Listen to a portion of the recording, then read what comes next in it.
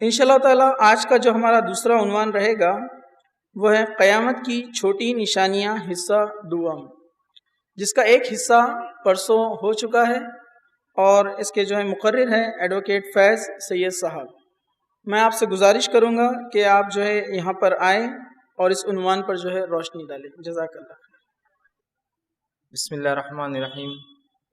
ان الحمد للہ نحمده ونستعینه ونستغفره ونعوذ باللہ من شرور انفسنا ومن سیئات اعمالنا من يهدي الله فلا مضل له ومن يضلل فلا هادي له واشهد ان لا اله الا الله وحده لا شريك له واشهد ان محمدا عبده ورسوله وبعد فان خير الحديث كتاب الله وخير الهدي هدي محمد صلى الله عليه وسلم وشر الامور محدثاتها وكل محدثة بدعة وكل بدعة ضلالة وكل ضلالة في النار۔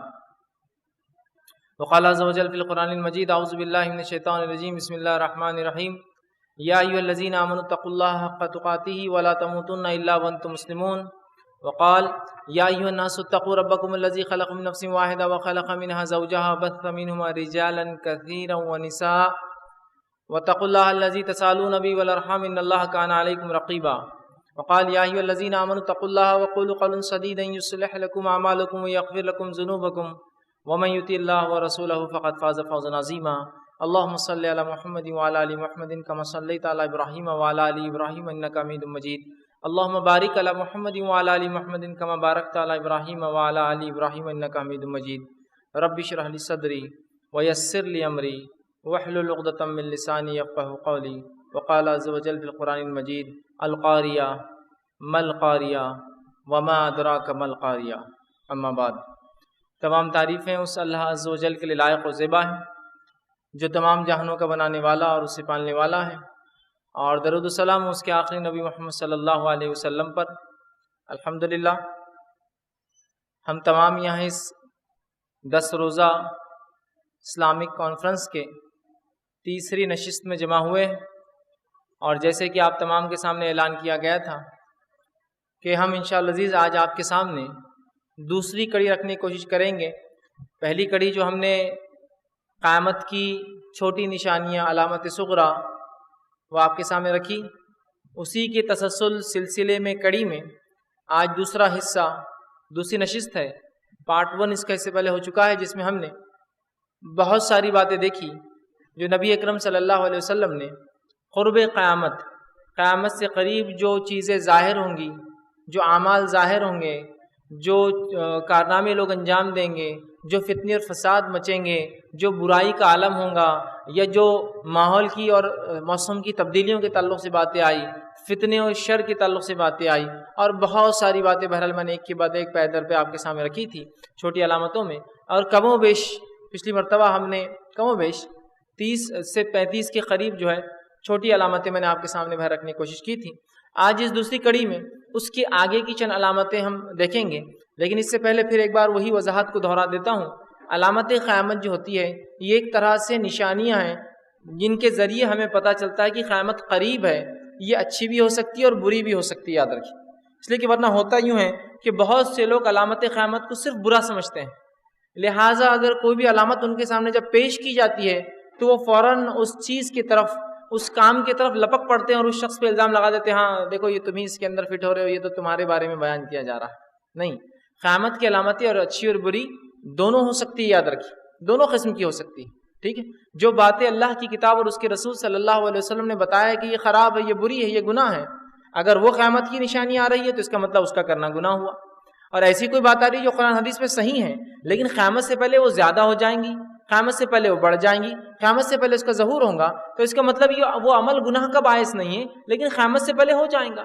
جیسے مثال کے طور پہ ہم نے پچھلی بار دیکھا قیامت سے پہلے قتل و غارت گیری عام ہو جائیں گی، اور ہم جانتے ہیں قتل کرنا، قتل و غارت گیری کرنا شریعتاً یہ ایک برا فعل ہے، ایک حرام چیز ہے، بہت سخت گناہ ہے، ایک انسان کی جان لینا تمام انسانیت کی جان لینے کے برابر ہے نا، تو یہ غلط چیز ہوئی۔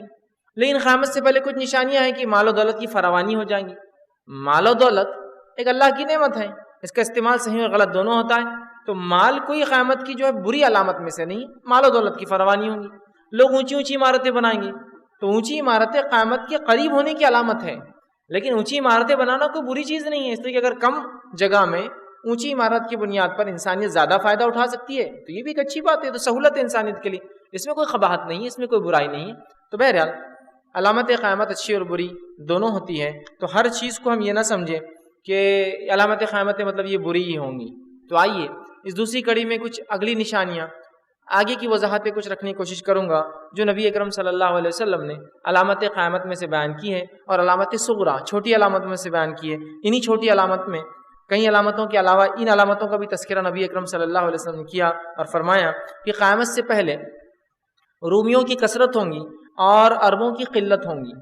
قیامت کی ایک نشانی یہ بھی ہے کہ روم، اور روم سے مراد یاد رکھیے جب بھی حدیث میں تذکرہ آتا ہے تو روم سے مراد یورپ ہوتا ہے، اور یورپ کی نسل سے تعلق رکھنے والے لوگ، پھر چاہے وہ یورپ میں بستے ہو یا پھر امریکہ میں بستے ہو یا دنیا میں کہیں اور بستے ہو، اگر وہی لوگ ہیں تو یہ رومی ہیں۔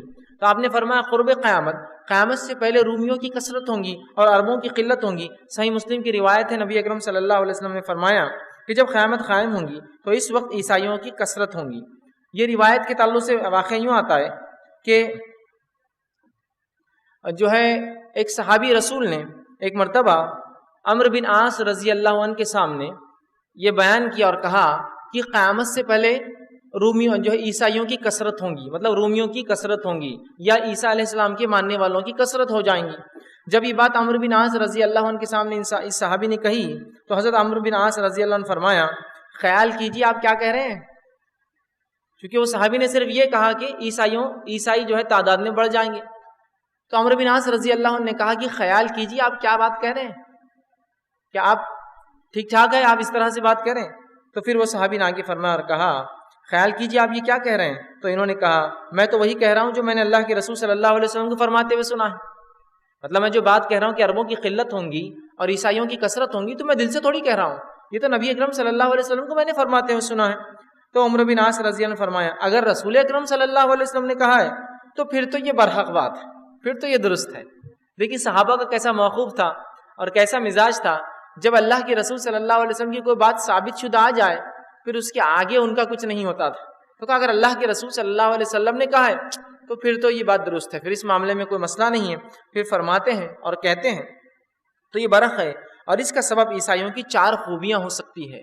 تو عمرو بن عاص رضی اللہ عنہ نے یہ فرمایا اور کہا کہ اگر تم یہ بات جو کہہ رہے ہو نبی اکرم صلی اللہ علیہ وسلم ثابت ہے تو یہ جو بات تم کہہ رہے ہو یہ اس لیے ہو سکتی ہے کہ عیسائیوں کے اندر 4 خصوصیتیں 4 خصلتیں ہوتی ہیں اچھی۔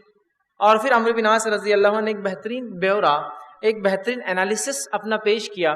اگر اس انالیسس کو آج ہم سمجھ پائے تو بہت زیادہ ہم جو ہے فائدہ اٹھا سکتے ہیں، اور بہت زیادہ چیزوں میں جو ہم آج کوتاہیاں برت رہے ہیں ان فیلڈز کو، ان باتوں میں اپنی اصلاح کر سکتے ہیں، یاد رکھیے۔ اور یہ وہی باتیں جو اسلام نے سکھائی، لیکن افسوس ہم بھول گئے ہو اور عیسائیوں نے اس چیز کو لے لیا۔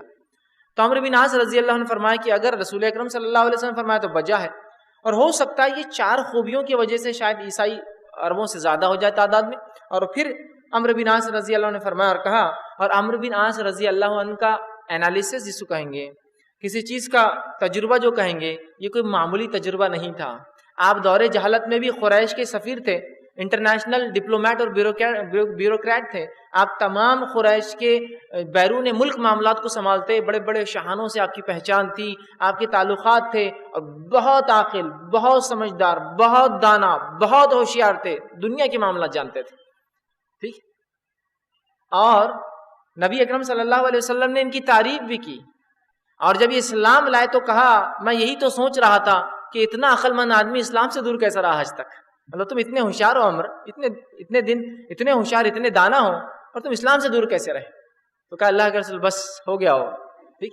اور جب یہ ایمان لائے تو نبی اکرم صلی اللہ علیہ وسلم کا، چونکہ یہ اکیلے ایمان نہیں لائے تھے، ان کے ساتھ خالد بن ولید بھی تھے، جب اور ایک اور صحابی 3 تھے یہ، تو جب یہ ایمان لائے تو اللہ کے رسول صلی اللہ علیہ وسلم فرمایا کہ آج مکہ نے اپنے جو ہے سب سے قیمتی خزانے ہمارے سامنے لا کر ڈال دیے، سب سے بہترین لوگ مکہ کے آج ہمارے پاس آ گئے۔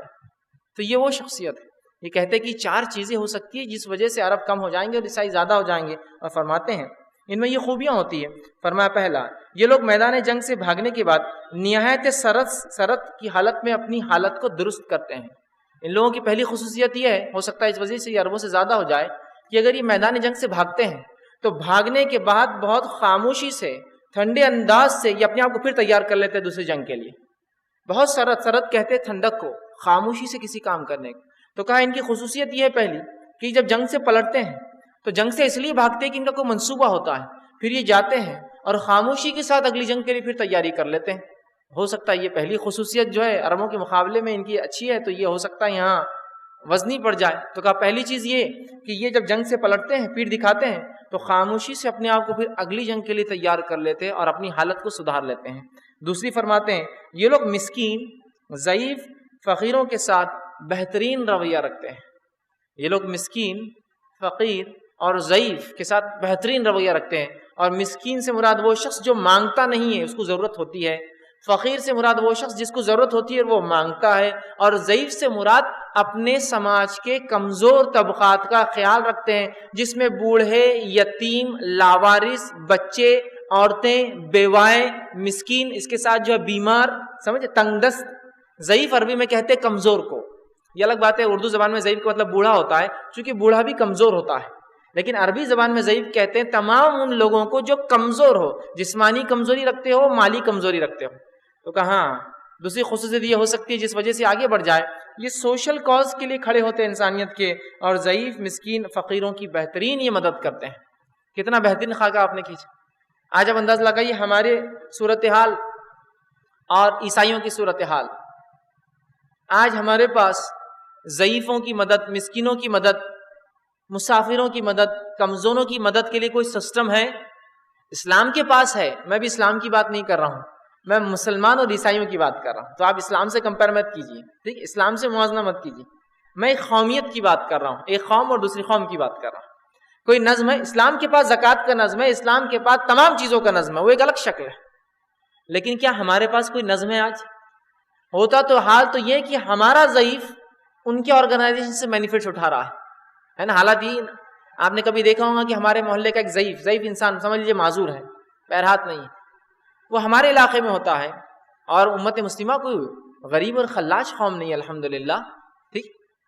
لیکن اس کے پاس ایک ویل چیئر ہوتی ہے جو وہ اپنے پیسوں سے خرید نہ پاتا ہے، اور ویل چیئر پہ کسی ایسی تنظیم کا نام ہوتا ہے کہ جس کو دیکھ کر ہم کو ابھی شرم تو نہیں آتی ہے، لیکن یقیناً جو باغیرت انسان ہوتا ہے اس کو شرم آتی ہے کہ میرے سماج کا ضعیف اور مدد کوئی اور کرتا ہے اس کی. جبکہ رسول اکرم صلی اللہ علیہ وسلم اس بات کی حدیث میں یوں وضاحت کی اور کہا تمہیں تمہارے کمزوروں اور ضعیفوں کی وجہ سے رزق دیا جاتا ہے. تو کہا یہ ضعیفوں کی بڑی مدد کرتے ہیں، مسکینوں کی مدد کرتے ہیں، کمزوروں کی مدد کے لیے کھڑے ہیں، مانگنے والوں کی مدد کرتے ہیں. اور آج دیکھیے ہم سوشل کاز میں کہاں تک یہ قوم جا پہنچی ہے. اور آج ہمارا تو یہ حال ہے کہ ایک چھوٹا سا ہمارے علاقوں میں جہاں غریب ایک بڑی بستی ہے، وہاں ایک سوشل کاز کے لیے چھوٹا سا پولی کلینک بھی نہیں ہے. پولی کلینک سمجھتے ہیں؟ بیمار ہو جائے تو جا کر بھرم پٹی کرنے کا بھی کوئی ادارہ نہیں ہے. اور یہاں تو انہوں نے یہ حل کر دیا کہ قوموں کے لیے راستے بنا دیے، اسکول بنا دیے، کالج بنا دیے، اسپتال بنا دیے. کیا ضرورت ہے آپ کو؟ ہم مدد کے لیے آپ کے تیار ہیں. ارے آپ کے علاقوں میں صرف زلزلہ، طوفان، مصیبت، کوئی چیز تو ہونے دیجیے، سب سے پہلے یہ پہنچ جاتے ہیں آپ کی مدد کے لیے، ہے نا. مسکینوں کی مدد، کمزور اور ضعیفوں کی مدد، فقیروں کی مدد. تو کہا دوسری وجہ یہ ہو سکتی ہے. تیسرا فرماتے اور کہتے ہیں یہ لوگ فتنے کے وقت جذباتی نہیں ہوتے، بلکہ تحمل اور بردباری سے معاملات کا جائزہ لیتے ہیں. ان کی تیسری خصوصیت یہ ہے کہ یہ کسی ہنگامی حالت میں، کسی فتنے کی حالت میں جذبات سے کام نہیں لیتے ہیں، بلکہ معاملے کو بہت ٹھنڈے ذہن سے اس کا پورا جائزہ لیتے ہیں، اور جائزہ لینے کے بعد جوابی کارروائی کرتے ہیں. اور یہ بات تو بہرحال مجھے بتانے کی ضرورت نہیں ہے. ایک ہمارا احتجاج جو ایک آزاد ملک میں، ایک ڈیموکریٹک کنٹری انڈیا، ایک آزاد ہندوستانی جمہوریت میں اپنے حق منوانے کا ایک طریقہ ہوتا ہے. کبھی ہمارے جلوس کو دیکھ لیجئے اور کبھی ان کے جلوس کو دیکھ لیجئے، کبھی ہمارے جذبات کو دیکھ لیجئے، کبھی ان کے جذبات کو دیکھ لیجئے. اندازہ لگائیے نا آپ، کبھی اس کو کبھی سوچئے. تو کہا یہ قوم جذباتی نہیں ہوتی ہے. اگر کوئی فتنہ ہوتا ہے تو بہت سمجھداری سے، بہت حلم کے ساتھ، بہت بہترین انداز سے اس کا جائزہ لیتے ہیں پہلے، اور جائزہ لینے کے بعد کارروائی کرتے ہیں، ہے نا. اس بات کی ہم سب گواہی دیں گے کہ آج ہم ایک بڑی امت ہونے کے باوجود بھی ایک جو ہے جس کو ہم کہیں گے ایک آرگنائزڈ امت نہیں ہے. ہم صرف جذبات کا معاملہ ہے، آیا طوفان، کڑکی بجلیاں، ہوئی بارش، بہا نالا، بہت بڑی ندی بہی، لیکن اگلے دن آئے تو وہاں کچھ بھی نہیں تھا، اس لیے کہ وہ تو کل طوفان تھا تو معاملہ ختم ہو گیا. لیکن عیسائیت یا دوسری قوموں کا معاملہ یہ کہ ایک بہتی نہر ہے جس کے پاس آپ جب بھی آئیے کچھ نہ کچھ فائدہ اٹھا سکتے ہیں. کہ تو اچانک آنے والا طوفان اور بارش بہت زیادہ بھی ہو تو بہہ کر چلے جاتی، فائدہ کیا ہوتا ہے. لیکن اگر ایک چھوٹا سا جھرنا جو مسلسل بہتا رہتا ہے، انسان اس سے زیادہ فائدہ اٹھاتی. سوچ سمجھ کرتے، سوچ بچار کے ساتھ پھر کام کرتے ہیں، وہ جذباتی نہیں ہوتے ہیں. یہ ہو سکتا ہے تیسری ان کی خصوصیت اس وجہ سے جو ہے ایسا ہو جائے. اور چوتھا فرماتے ہیں، چوتھی اور نہایت عمدہ خوبی یہ ہے کہ یہ بادشاہوں کے ظلم کو لوگوں میں سب سے زیادہ روکنے والے لوگ ہیں. یہ بادشاہ اگر ظالم ہو جائے، حکومت اگر ظالم ہو تو یہ سب سے پہلے کھڑے ہو جاتے ظلم کے خلاف آواز اٹھانے کے لیے، ہے نا. یہ چار خصوصیت بتائی، ہو سکتا ہے یہ خصوصیت وجہ بنے کہ یہ عربوں سے زیادہ ہو جائے. تو قیامت سے پہلے ایک چھوٹی علامت یہ ہے، عربوں کی قلت اور رومیوں کی کثرت ہو جائیں گی. اسی طرح قیامت کی ایک علامت جو حدیث میں آتا ہے، جو نبی اکرم صلی اللہ علیہ وسلم نے فرمایا، وہ یہ ہے، اور آپ نے فرمایا، ایسی بارش جس سے مٹی اور پتھر کے گھر نہ بچ سکیں گے. مطلب قیامت سے پہلے ایسی بارش ہوں گی جس بارش کے اندر مٹی اور پتھر سے بنے جو ہے گھر اس کو برداشت نہیں کر سکیں گے. آپ صلی اللہ علیہ وسلم یہ فرماتے ہیں، مسند احمد کی روایت ہے، آپ نے فرمایا قیامت اس وقت تک قائم نہ ہوگی جب تک آسمان سے ایسی بارش نازل نہ ہو جس سے مٹی اور پتھر کے گھر بچ نہ سکیں گے، البتہ بالوں سے بنے ہوئے خیمے اس بارش سے بچ جائیں گے. بالوں سے بنے ہوئے خیمے اس بارش سے بچ جائیں گے. مطلب قیامت سے پہلے ایسی بارش ہوں گی جس سے مٹی اور پتھر کے گھر بچ نہیں سکیں گے. ہاں، جو خیمے ہوتے ہیں نا، جو جانوروں کی چمڑی سے بنتے ہیں، اس کی جلد سے بنتے ہیں، جو بالوں سے بنتے ہیں، وہ بچ جائیں گے، ٹینٹس جس کو بولیں گے. لیکن عمارتیں بچیں گے نہیں اس بارش سے. واللہ عالم یہ بارش کیا ہوں گی، یہ بارش ایسی کیوں ہوں گی کہ جس کی وجہ سے ایسا ہوگا کہ مٹی اور پتھر تو برداشت نہیں کر پائیں گے، لیکن خیمے ہو جائے یا لیدر جس کو بولیں گے یا بالوں سے بنی ہوئی چیزیں بچ جائیں گی. لیکن یہ ہو سکتا ہے زمین کی سطح اتنی نازک اور نرم ہو جائے کثرت بارش سے کہ عمارتیں ڈھہ جائیں گی، لیکن ٹینٹ جو ہوتے ہیں وہ ڈھہ نہیں سکتے آسانی سے، چونکہ بہت ہلکے پھلکے ہوتے ہیں. یا واللہ عالم بہرحال. لیکن ایک ایسی بارش ہوں گی قیامت سے پہلے، یہ بارش کا ایک سلسلہ ہوگا جس میں پتھر اور مٹی کے گھر نہیں بچ سکیں گے. ہاں، بالوں سے بنے ہوئے خیمے، ٹینٹس جو ہوتے ہیں وہ بچ سکتے ہیں اس سے. ٹھیک. اسی طرح آپ صلی اللہ علیہ وسلم فرمایا اور بیان کیا اور فرمایا کہ لوگوں میں موٹاپے کی کثرت ہو جائیں گی. قیامت سے پہلے آپ صلی اللہ علیہ وسلم فرماتے ہیں، اور آپ نے حدیث میں فرمایا، صحیح بخاری کی روایت، آپ نے فرمایا، کہا میرا زمانہ سب سے بہترین زمانہ ہے، پھر ان لوگوں کا دور عمدہ ہوگا جو میرے بعد آئیں گے، اور پھر وہ جو ان کے بعد آئیں گے. پھر ایسے لوگ ظاہر ہوں گے جو گواہی طلب نہ کیے جائیں بغیر بھی گواہی دیا کریں گے. مطلب آپ سے گواہی نہیں مانگی جائیں گی، پھر بھی کھڑے ہو جائیں گے گواہی دینے کے لیے، میں گواہی دینے کے لیے تیار ہوں. ٹھیک. تو گواہی کے لیے تیار ہو جائیں گے، بغیر انہیں دعوت دیے کہ وہ گواہی کے لیے تیار ہو جائیں گے. وہ خیانت کریں گے اور ان پر جو ہے اعتماد نہیں کیا جائے گا. وہ جھوٹے ہوں گے، جھوٹے گواہ. اور آج ہم سب جانتے ہیں جھوٹی گواہی دینے کا تو یہ حال ہے کہ آپ کسی کورٹ کچہری کے باہر چلے جائیں اور کہے کہ بھائی کچھ گواہ چاہیے مجھے، کوئی بھی کیس ہو، آپ کو کئی لوگ مل جائیں گے کہ میں گواہی دوں گا. بھائی کون سا کیس ہے، اس کے اعتبار سے گواہی کے چارجز ڈفرنٹ ہوں گے. اور کبھی تو یہ حال ہے کہ آپ صرف چلے جائیے، بھائی کیا معاملہ ہے، میں کر دیتا ہوں، کیا معاملہ ہے، میں گواہی دینے کو تیار ہوں. بغیر مانگے گواہی دی جائیں گی، جھوٹی گواہی ہوں گی وہ. ٹھیک. پھر آگے فرماتے ہیں وہ نظر تو مانیں گے مگر اس کو پورا نہیں کریں گے، اور ان میں موٹاپا ظاہر ہو جائیں گا. ٹھیک. تو اس حدیث میں جو باتیں آ رہی ہے، بغیر مانگے لوگ گواہی دیں گے اور موٹاپے کا عام ہونا، لوگ موٹے ہو جائیں گے. اس سے جو علماء لکھتے ہیں وہ یہ ہے، چونکہ مال و دولت کی فراوانی ہوگی قیامت سے پہلے، اور ظاہر سی بات ہے انسان موٹا تبھی ہوتا ہے جب مال و دولت کی فراوانی ہو، کھانے پینے کی فراوانی ہو. یقیناً ہر بار موٹاپے کا تعلق غرض کھانے سے نہیں ہوتا ہے، لیکن کہیں نہ کہیں اکثر اس کا تعلق کھانے پینے، اطمینان، ذہنی سکون سے ہوتا ہے کہ انسان ذہنی سکون میں آ جائے، اطمینان میں آ جائے، فکریں کم ہو، کھانے پینے کو اچھی غذائیت ہو تو صحت بڑھ جاتی ہے. ہوتا ہے نا. بہت سے لوگ نکاح کے بعد صحت مند ہو جاتے ہیں، نکاح سے پہلے دبلے پتلے ہوتے ہیں، ہے نا. ہوتا ہے نا. کیوں؟ کہ سکون اطمینان میں ہو گئے، نفسیاتی خواہشات پوری ہو رہی ہے، تو پھر ظاہر سی بات ہے صحت اچھی ہو جاتی ہے. کچھ لوگوں کی تجارتیں اچھی چلتی ہے تو وہ صحت مند ہو جاتے ہیں، اس لیے کہ جو ہے تجارتوں سے وہ فکر کچھ نہیں ہے، تو پھر سوچنا نہیں ہے، تو پہلے صحت اچھی ہو جاتی ہے. کچھ لوگوں کو اللہ مال و دولت کی فراوانی دیتا ہے تو کھاتے پیتے ہیں اور اس وجہ سے اللہ سبحانہ تعالیٰ صحت عطا فرما دیتا ہے نا. تو موٹاپے کی کثرت سے علماء لکھتے ہیں، پہلی تو یہ بات کہ مال دولت کی فراوانی ہوگی تو لوگ کھائیں گے اور پیئیں گے. دوسرا وہ لکھتے ہیں کہ کام اتنا کم ہو سکتا ہے جس کی وجہ سے کام کرنا نہیں پڑے گا تو آدمی موٹا ہو جائے گا. اور آج کل سہولتیں کتنی ہیں.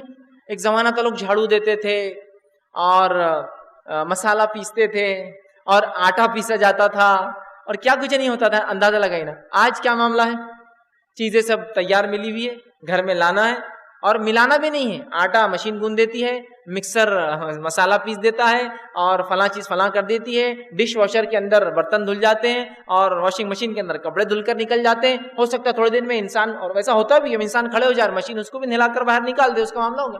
تو کتنی آسان زندگی ہو جائیں گی نا، اس کو کچھ کرنا ہی نہیں ہے. ویسے کار واشرز بھی ہوتے ہیں، انسان کو بھی دھونے والی مشینیں ہیں، لیکن وہ ابھی اتنی پرفیکٹ نہیں ہے کہ مکمل دھو سکے، لیکن ہوتی ہے. آپ اندر جائیے، کھڑے ہو جائیے، وہ مختلف جگہ خود شاور اوپر نیچے ہلتا ہے، آپ کو صرف ملنا ہے اور معاملہ ختم ہے نا.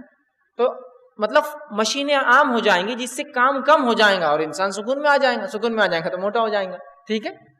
یا پھر ایک قول یہ ہے کہ ہو سکتا ہے لوگ بے فکر ہو جائیں گے تمام چیزوں سے، کوئی فکریں نہیں ہوں گی ان کو، اور جو ہے بیماری کی شکل میں موٹاپا ان میں آ جائے. ٹھیک. واللہ عالم، اللہ بہتر جانتا ہے اس کا کیا معنی ہے، لیکن تمام معنی بھی ہو سکتے ہیں اس کے اندر. تو فرمایا کہ جھوٹی گواہی، بغیر طلب کی گواہی، اور صحت، موٹاپا بھرا لفظ حدیث میں، صحت کا لفظ نہیں، موٹاپا عام ہو جائیں گا، اوبیسٹی جس کو کہتے ہیں عام زبان میں، عام ہو جائیں گے. ٹھیک. اسی طرح آپ صلی اللہ علیہ وسلم فرماتے ہیں قیامت کی چھوٹی نشانیوں میں ایک نشانی یہ ہے کہ آسمان سے بارش تو ہوں گی لیکن پیداوار نہیں ہوں گی، ہے نا. اور یہ زمانے سے ہم بھی کچھ حد تک گزر رہے ہیں، گزر رہے نہیں گزر رہے. کبھی بارش نہیں ہوتی ہے تو پیداوار نہیں ہوتی، ہوتی ہے تو اتنی ہوتی ہے تو پیداوار نہیں ہوتی. تو یہ بھی تو ایک عذاب کی قسمی ہے کہ بارش کا ہونا یہ رحمت ہے. بلکہ اللہ جس قوم سے راضی ہوتا ہے اور خوش ہوتا ہے، اور وہاں لکھتے ہیں بارش بھی ایسی وقت برساتا ہے کہ جب ان کو تکلیف نہ ہو، ایک دم بالکل ایسی سہولت کے ساتھ کہ بنا تکلیف کے وہ کام کر لے، ہے نا. سہولت دیتا اللہ رب العزت. ٹھیک. لیکن آج ہم دیکھتے ہیں بارش ایک تو ہوتی نہیں ہے، اگر ہوتی ہے تو پھر کبھی اتنی ہو جاتی ہے کہ جہاں بارش نہ ہونے سے سبزی 100 روپے کلو تھی، بارش زیادہ ہونے سے 200 روپے کلو ہو گئی. مطلب ہونا بھی نقصان دہ اور نہیں ہونا بھی نقصان دہ. تو کہا قیامت سے پہلے ایسے حالات آئیں گے، بارش تو ہوں گی لیکن فصلیں نہیں آئیں گی، نقصان دہ ہوں گی. آپ صلی اللہ علیہ وسلم حدیث فرما یوں کہا، یہ مسند احمد کی روایت، آپ نے فرمایا قیامت اس وقت تک قائم نہ ہوں گی جب تک کہ لوگوں پر موسلا دھار بارشیں نہ برسائی جائیں گی مگر زمین کچھ نہیں اگائے گی. بارش تو بہت ہوں گی، پانی کی تو قلت نہیں ہوں گی، لیکن زمین سے کچھ اگے گا نہیں. اور ہم بھی جانتے ہیں بارش کا ہونا تو باعث رحمت ہے، لیکن اگر ایک کھیت پر کنٹینیو بارش ہی ہوتے رہے تو کیا پیداوار ہو سکتی ہے؟ اس کو بارش لگتی ہے، دھوپ لگتی ہے، سردی لگتی ہے. جو لوگ کھیتی کرتے ہیں وہ جانتے ہیں بارش کے بعد کڑی دھوپ کے کیا فائدے، اور کڑی دھوپ کے بعد کڑی سردی کیا فائدے، کہ دانہ موٹا ہوتا ہے، وزنی ہوتا ہے، کیڑا نہیں ہوتا ہے نا. تو بارش ہی بارش ہوں گی تو پھر کیا ہوگا؟ تو کہا ایسی بارش ہی ہوا کریں گی کہ جو رحمت کا باعث نہیں بنیں گی اور فصلیں اور اناج نہیں اگیں گا، جبکہ بارش باعث فائدہ ہوتی ہے لیکن وہ نقصان دہ ہو جائیں گی. ٹھیک. اسی طرح آپ صلی اللہ علیہ وسلم فرماتے ہیں قیامت کی چھوٹی نشانی میں ایک نشانی، اور فرمایا دریائے فرات سے سونے کا پہاڑ ظاہر ہوگا. دریائے فرات، اس کو یوفریٹس کہتے ہیں انگلش زبان میں. ٹھیک ہے. یوفریٹس جو ایک بہت لمبی ندی ہے، جو ترکی سے ہوتے ہوئے، شام سے پورا گزرتے ہوئے، عراق سے نکلتے ہوئے جو ہے عربین سی کے اندر جو ہے وہاں جا کے ختم ہوتی ہے. بہت بڑی ندی ہے، یاد رکھیں دنیا کی بڑی ندیوں میں ایک نیل اور یہ جو ہے فرات جس کو کہتے ہیں، یوفریٹس جس کو کہتے ہیں. ٹھیک. بہت بڑی ندی ہے. تو کہا دریائے فرات سے جو ہے سونے کا پہاڑ ظاہر ہوگا. ٹھیک.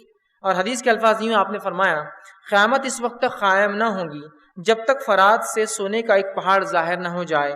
لوگ اس کے سونے کے لیے جنگ کریں گے، لوگ اس کے سونے کے لیے جنگ کریں گے. اور آپ بھی جانتے ہیں اور میں بھی جانتا ہوں، چاہے آج ہم سونے کا سکہ استعمال نہیں کرتے ہیں، چاندی کے سکے استعمال نہیں کرتے ہیں، ٹھیک ہے، اور حالات تو یہ ہے کہ سونا کوئی ہماری کرنسی کا کوئی آج کل معیار بھی نہیں ہے، وہ کوئی بیک فورس بھی نہیں ہے. ایک زمانہ تھا سونے کے سکے جمع کر کے حکومتوں نے لوگوں کو جو ہے ایک ٹینڈر دیا تھا کہ بھائی یہ ٹینڈر بتاؤں گے تو وہ سونے کا سکہ تمہیں واپس مل جائے گا، جس کو نوٹ کہتے ہیں. وہ کرنسی نوٹ کے نام سے آج ہم بولتے ہیں، نوٹ بولتے ہیں کہ I promise to pay the sum of rupees dash dash dash to the bearer of, کہ میں وعدہ کرتا ہوں کہ اس کے دھارک کو اس کاغذ کے ٹکڑے لانے والے کو اتنا اتنا کے بدلے میں دیا جائے گا، 100 20 10 جو بھی بہرحال قیمتیں ہوتی ہیں.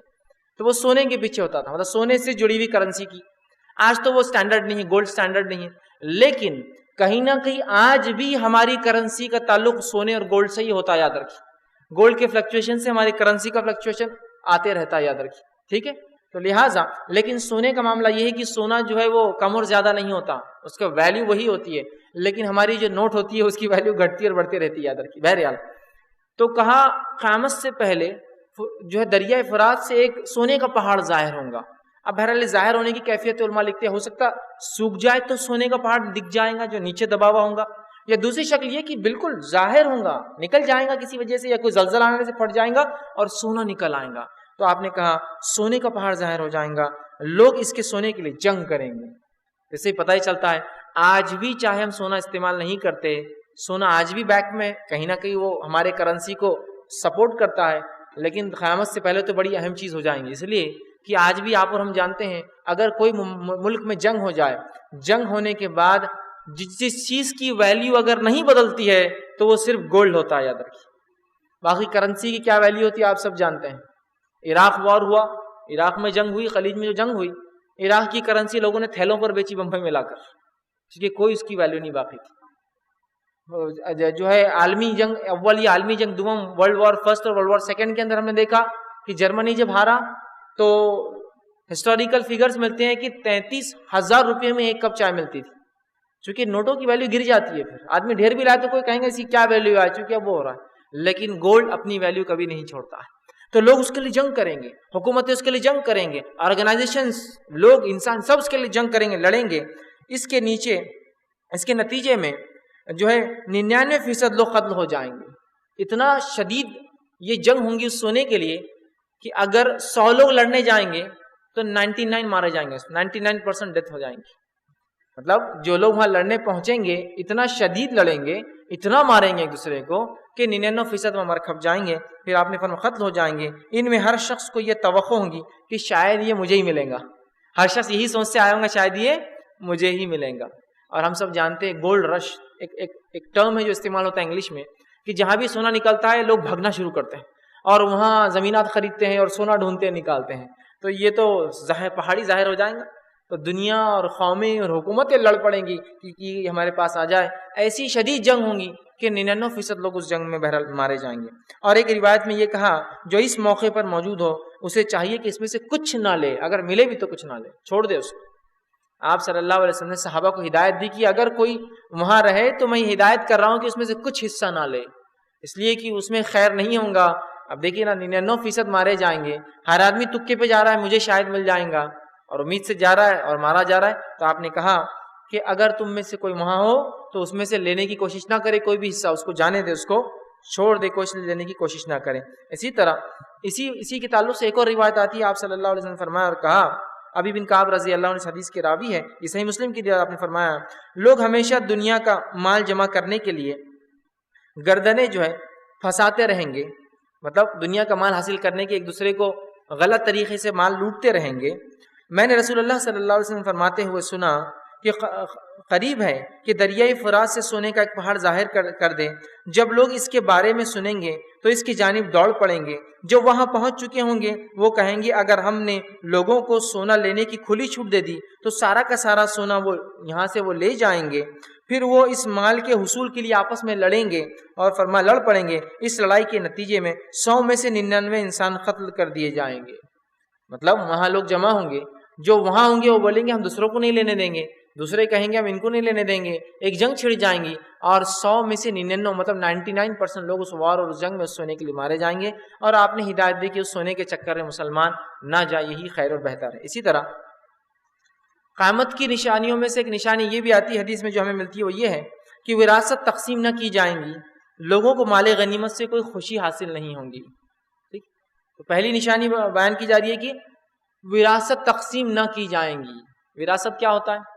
ایک انسان جو کچھ زندگی میں سرمایہ مال و دولت جمع کرتا ہے وہ اس کی وراثت ہوتی ہے، لیکن جب وہ مر جاتا ہے تو اس کی تقسیم ہوتی ہے. زندگی میں تو اس کا مالک ہوتا ہے، اونر ہوتا ہے، لیکن مرنے کے بعد اس کے بیوی اور اس کے بیٹے اور اس کی بیٹیاں، اور اگر وہ نہ ہو تو بہرحال بھائی ہے، بہن ہے، اور شریعت نے پورے اس کے اصول سورہ نساء پڑھی، پورا طریقہ اس کا وراثت کا بتا دیا. ٹھیک، تو اس کے حساب سے تقسیم کرنا ہے.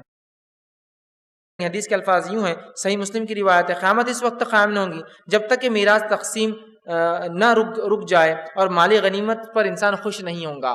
مطلب وراثت تقسیم نہیں ہوں گی اور لوگ جہاد نہیں کریں گے، اللہ کی راہ میں کوشش نہیں کریں گے. ٹھیک، یہ کام بند ہو جائیں گا. تو مال جو ہے وراثت تقسیم نہیں ہوں گی، لوگ وراثت تقسیم نہیں کریں گے. اور آج یہ بہت ایک عجیب بات ہے کہ وراثت جو علم فرائض ہے، علم الفرائض کہا جاتا ہے. اگر آپ حدیث کی کتابیں اٹھائیں تو وراثت کا آپ کو پڑھنا ہے تو اس باب کا نام ہوتا ہے علم الفرائض. اس لیے کہ وراثت کا تقسیم کرنا اللہ نے کہا فرض ہے. فرض کا لفظ قرآن میں آتا ہے، اس کو علم الفرائض کہا جاتا ہے. لیکن یہ ہے تو علم الفرائض، لیکن ہمارا معاملہ تو کیا ہے؟ نماز 5 وقتہ، تہجد گزار، زکوٰۃ اور صدقات کی ریل پیل، حج کے تو کاؤنٹ بھی نہیں کر سکتے نمبر کتنے ہو گئے، عمروں کی تعداد پھر چھوڑی دیجیے. جب حج کا یہ معاملہ ہے تو صدقات اور زکوٰۃ کا عجیب معاملہ ہے. روزوں میں نوافل کی کثرت ہے، صرف روزے نہیں، لیکن ابھی بھی بہنوں کا حق مار کے بیٹھا ہوا ہے، علم الفرائض مار کر بیٹھا ہوا ہے. اور یاد رکھیے یہ عبادتوں کا تعلق تو اللہ کی ذات سے ہے، لیکن یہ علم الفرائض وراثت کا تعلق انسان سے ہے. اللہ کے تعلق سے اگر گناہ ہو بھی جائے، میں یہ نہیں کہہ رہا ہوں آپ کیجئے، ہو بھی جائے تو رب معاف کر سکتا ہے. بندوں کے ساتھ گناہ کریں گا تو اس کی معافی نہیں ہے، یاد رکھیے. تو آج گھر کا بڑا مرد بھائیوں کا بھی حق مار لیتا ہے، ماں کا بھی حق مار لیتا ہے، بہنوں کا بھی حق مار لیتا ہے. یہ اگر بھائی مجادلہ کرے، لڑائی جھگڑا کرے تو پھر میکسیمم یہ ہوتا ہے کہ بھائیوں کا حق دے دیا جاتا ہے. لیکن بیچاریاں جو بہنیں ہوتی ہیں ان کا تو کوئی سوال ہی نہیں آتا ایسے، چونکہ بھائی کو لینے کے لیے کئی زمانے تک کورٹ اور کچہریاں کرنے کے بعد آج وہ وراثت ملتی ہے نا. تو وراثت روک لی جائیں گی. اور آج ہم دیکھتے ہیں وراثت کا روکنا تو دوسری بات ہے، وراثت دینا ہے اس کا شعور ہی نہیں ہم کو. وراثت کی تقسیم ہوتی ہے مرنے کے بعد، میراث جو بچتا ہے اس کو تقسیم کرنا یہ فرض ہے، ہم کو اس کا شعور بھی نہیں ہے. مرنے کے بعد جو کچھ اعلان ہوتا ہے بھائی کہ اس کا کچھ ہوگا تو آکے لے لو. اگر کوئی آگے کہے دے دو تو کہتے ہو زندہ تھے تم نے لے لی تو آپ کہے کو آکے لے رہے ہیں. ارے وہ کہتے ہیں آپ نے اعلان کیا نا ابھی کہ آگے لے لو، وہ تو بولنا پڑتا ہے. ہم کو بولے تھے کسی نے بولو تو بول دیا ہم نے، وہ تم تو صحیح چھوٹ کے آ گئے اگر بولنے کی بات ہے نا. تو وہ تو ہو گیا معاملہ. اب جب جس کا حق ہے اعلان کیا گیا اس کو نہیں ملتا ہے تو رہا اس کا ہے نا. تو یہ تو ڈسکشن میں نہیں، ہمارے وراثت کا جو معاملہ ہے کوئی اس کی سوچ ہی نہیں، اس لیے کہ ہم کو دینا کہاں ہے. اور آج اکثر رنجشیں جو خاندانی رنجشیں، قبائل کی رنجشیں ہیں، وہ رنجشیں صرف وراثت کے مسئلے کی وجہ سے کہ میرا باپ مرا تھا میرے بھائی نے مجھے نہیں دیا، تو اس کے بیٹے اس کے بیٹوں سے لڑ رہے ہیں. یہ بھائی زندگی بھر لڑتا رہا، ان کے بیٹے ان کے خاندان کو تنگ کرتے، ان کا خاندان ان پر حملے کر رہا، یہ ان پر کورٹ کچہری، وہ ان پر کورٹ کچہری، وہ فلاں کر رہے، پھپھواں جو ہے فلاں پہ کر رہے، بھتیجوں پر کیس کر رہے کہ تمہارے باپ نے بھی دیا اور تم بھی نہیں دے رہے. اور پورا مسئلہ اکثر جھگڑے اور فتنوں کی وجہ یہ وراثت کا تقسیم نہیں کرنا ہے نا. تو آپ سب نے بات بتا دی تھی، قیامت سے پہلے لوگ وراثت کو اہمیت نہیں دیں گے، تقسیم نہیں کریں گے. اور آج وہی حالات دکھ رہے ہیں، ہم وراثت کو تقسیم نہیں کرتے. اس معاملے کو بہت سنجیدگی سے لیجئے. اور وراثت کا معاملہ بڑا اہم ہے. کوئی شخص اگر انتقال کر جائے، یہاں اس کی تدفین ہوئی، یہاں اس کی پوری وراثت جائیداد لکھی جائیں گی، اور جس کا جو حق ہے اسے اول اس میں تقسیم کر دیجیے، جس کا جو ہے دے دیجیے اس کو. اس لیے کہ روز قیامت رب کے ساتھ اگر کوئی کوتاہی ہو جائے تو انشاءاللہ عزیز ہمارے رب سے ہم امید کرتے ہیں کہ وہ ہمیں ضرور معاف کریں گا، توبہ اگر زندگی میں کی ہو تو. لیکن اگر بندوں کا حق مارا ہے نا تو پوری زندگی بھی ایڑیا رکھ معاملہ. اس لیے کہ اب بہن سے معافی مانگنا ہوگی، اور میں نہیں سمجھتا وہ روز قیامت آپ کو معاف کریں گے. اس لیے کہ جہنم دیکھنے کے بعد کون نیکیاں چھوڑنے والا ہے؟ اس کو تو نیکیاں ملیں گی نا، اس کے بعد کون چھوڑے گا؟ دے دیجیے اس کو، نکال دیجیے. بہت سے لوگ معاملہ ہوتا نہیں یار یہاں تو ناک کٹ جائیں گی نا، اب تک بہنوں سے کیس لڑتے رہے اتنے سالوں سے، اب کیسے دے دیں گے؟ بہنویں کے سامنے میں نیچے تھوڑی ہو سکتا ہے، سالہ ہوں تو کیا ہوا ہے نا. ارے میں کہہ رہا ہوں دے دیجئے. دنیا میں تھوڑی ضلالت، تھوڑا کیس واپس لینے سے تھوڑی ناک کٹیں گی. کچھ لوگوں کے سامنے روز قیامت تو کروڑ انسان، آدم علیہ السلام سے لے کر آخری انسان کھڑا ہے اور ان کے سامنے رسوائی ہے، وراثت نہیں بانٹا تھا، پھینکو اس کو اٹھا کے جہنم میں. تو کتنا اچھا ہے نا دنیا میں، انا کو چھوڑو، انا کو ایک طرف پھینکو اٹھا کر، بھائی مجھ سے غلطی ہوئی، یہ واپس لو کیس تمہارا، یہ لو زمین جائیداد میری، خوشی سے اور کچھ لے لو مجھ سے، لیکن آخرت میں مت پکڑنا مجھے، بس یہ معاملہ تھے درست رکھنا. بہت سخت پکڑ ہے اس کی عادت. بڑے نمازی ہے، روزے دار ہے، زکاتی ہے، خیراتی ہے، حاجی ہے، لیکن وراثت مار کر بیٹھے ہوئے. علم الفرائض ہی چھوٹ گیا، اب کیا معاملہ. اور بندوں کے حق اتنے اہم ہیں. نبی اکرم صلی اللہ علیہ وسلم وہ حدیث کو آپ یاد کیجئے جس میں آپ نے فرمایا، صحیح مسلم کی روایت ہے، ایک شخص ہوگا جس کا اللہ کے ساتھ جو معاملہ ہو سب درست ہوں گا، نمازیں لے کر آئیں گا، روزے لے کر آئیں گا، زکوٰۃ اور حج اللہ کے ساتھ پورے معاملے اس کے درست، توحید پر ہوں گا پوری زندگی. لیکن جب اللہ کا معاملہ ختم ہو جائیں گا، اکاؤنٹس، حساب و کتاب، تو بندوں میں سے لوگ، یہ تو بندوں کا حساب پھر شروع ہوگا. ایک انسان کہیں گے اللہ مجھ سے بد کلامی کی تھی، گالی دیا تھا. اللہ کہیں گا اچھا ٹھیک ہے، اسی کچھ نیکیاں لو فرشتوں اور اس کو دے دو وہ جس کو گالی دی تھی. کہیں گے اللہ میرا حق مارا تھا، اللہ کہیں فرشتوں اس کی نیکیاں لو اور جس کا حق تھا کیا حساب بن رہا ہے اس کو دے دو ان کو. وہ جو بھی وہاں اصول چلیں گا 1 روپیہ یا 1 گز زمین کے بدلے کیا نیکیاں جائیں گی واللہ عالم، لیکن جو کرنسی ایکسچینج ہوں گی وہ صرف نیکیاں ہوں گی. کہا جائے گا دے دو اسے. رسول اللہ صلی اللہ علیہ وسلم فرماتے ہیں کہ آخر میں حال یہ ہو جائیں گا کہ فرشتے کہیں اللہ مانگنے والے تو آ رہے ہیں، نیکیاں ختم ہو گئی، جو اس نے تیری عبادتیں کر کے روزے نماز زکات سے کیا تھا وہ سب ختم ہو گیا، اب کیا کرے؟ تو اللہ کہیں گا پھر اب کیا کرو، ان لوگوں کے گناہ اٹھا کر اس کے سر پہ ڈال دو، کیونکہ اب نیکیاں تو ختم ہوگی نا، اور ان کے گناہ لے کر اس کے سر پہ ڈالیں گے اور یہ رسوا کر کے منہ کے بل گھسیٹ کے جہنم میں پھینکا جائے گا. اور اس شخص کو رسول اللہ صلی اللہ علیہ وسلم نے اپنی امت کا مفلس کہا، خلاش کہا، اور اپنی امت کا جو ہے جس کو کہیں گے نا پیسہ روپیہ پیسہ جس کے پاس نہیں تو خلاش، بھکاری انسان کا، مفلس کا. تو امت کے مفلس مت بنیے، ہے نا. ہم مفلس نہیں بلکہ ہم مالدار بنے کہ ہمارے نیکیاں ہمارے پاس رہیں. بندوں کے حق لوٹائیے، اس میں تمام چیزیں شامل ہوں گی. ٹھیک ہے، بہرحال کوئی بھی بندوں کا حق ہو. وراثت کی بات تھی اس لیے میں وراثت کے تعلق سے کہہ رہا ہوں. آئیے اسی طرح قیامت کی چھوٹی نشانیوں میں جو آپ صلی اللہ علیہ وسلم حدیث میں بتایا اس میں ایک نشانی یہ ہے، پہاڑ جو ہے اپنی جگہ سے جو ہے ٹل جائیں گے، اپنی جگہ سے ہٹ جائیں گے. قیامت کی نشانیوں میں سے ایک نشانی یہ بھی آپ نے فرماتے حدیث کے الفاظ یوں ہیں، یہ معجم الکبیر میں جو امام طبرانی نے اس روایت کو لایا. آپ نے فرماتے ہیں قیامت اس وقت قائم نہ ہوں گی جب تک کہ پہاڑ اپنی جگہ سے ٹل نہ جائیں گے اور تم ایسے عظیم حوادث اور واقعات کا مشاہدہ نہ کر لو جو تم نے اس سے پہلے نہیں دیکھے ہوں گے. پہاڑ اپنی جگہ سے ٹل جائیں گے اور ایسے عظیم حادثات تم دیکھو گے، ایسے واقعات اور گھٹنائیں دیکھو گے جو تم نے اس سے پہلے نہیں دیکھی ہوں گی. اب پہاڑوں کا ٹل جانا اس کے کئی معنی علماء لکھتے ہیں، جس میں سے ایک معنی تو یہ ہے کہ انسان جو ہے اپنے استعمال کے لیے زمین کو زرخیز کرنے کے لیے پہاڑوں کو پورا صاف کر دیں گے. مطلب اتنی ٹیکنالوجی، اتنی مشینری ڈیولپ ہو جائیں گی کہ پہاڑ کو ہٹا دیا جائے گا اپنی جگہ سے. ایک زمانہ تھا اگر کوئی راستے میں پہاڑ آتا تو راستہ سیدھے یا الٹے جانب سے نکل جاتا. اب ایک زمانہ آیا ہے کہ پہاڑ اگر ہو تو بیچ میں سے سوراخ کر کے نکال لیا جاتا ہے راستہ. اور اب ایک زمانہ آ گیا ہے کہ پہاڑ ہو تو کوئی بڑی پرابلم نہیں، اسے ہٹا دو یہاں سے، اور بلاسٹنگ کر کے پورا پہاڑ آپ کہتے ہیں یہاں تو پہاڑ تھا، ختم ہو گیا، ہٹا دیا گیا، پہاڑ اپنی جگہ سے ہٹ گیا نا. مطلب وہ چیز جو بلند بالا ہوتی ہے ایک پہاڑ، آج اس کو بھی ہٹانا کوئی بڑی بات نہیں، معمولی چیز ہٹا دیتے ہیں اٹھا کر. راستہ بن گیا، پہاڑ ہٹا دیا گیا، درے بن گئے، پہاڑ ہٹا دیا گیا، ندیاں بنا دی گئی، پہاڑ ہٹا دیا گیا، بڑے بڑے کینلز سمندروں کو ایک دوسرے سے جوڑ دیا گیا پہاڑوں کو ہٹا کر، ہے نا. تو پہاڑ اپنی جگہ سے ہٹ جائیں گے اور بڑے بڑے حوادث. یا اس کا دوسرا معنی جو لفظی معنی ہو سکتا ہے وہ یہ پہاڑ اپنی جگہ سے ہل جائیں گے. یہ زلزلوں کی وجہ سے بھی ہو سکتا ہے، قدرتی آفات کی وجہ سے بھی ہو سکتا ہے، یا اللہ انہیں صلاحیت دے دیں گا وہ اپنی جگہ سے ہل جائیں گے، واللہ اعلم. بہرحال جو بھی اس کا معنی ہو سکتا ہے. اسی طرح آپ سے ہم فرماتے ہیں کہ قیامت سے پہلے اسلام مٹ جائیں گا اور قرآن اٹھا لیا جائیں گا.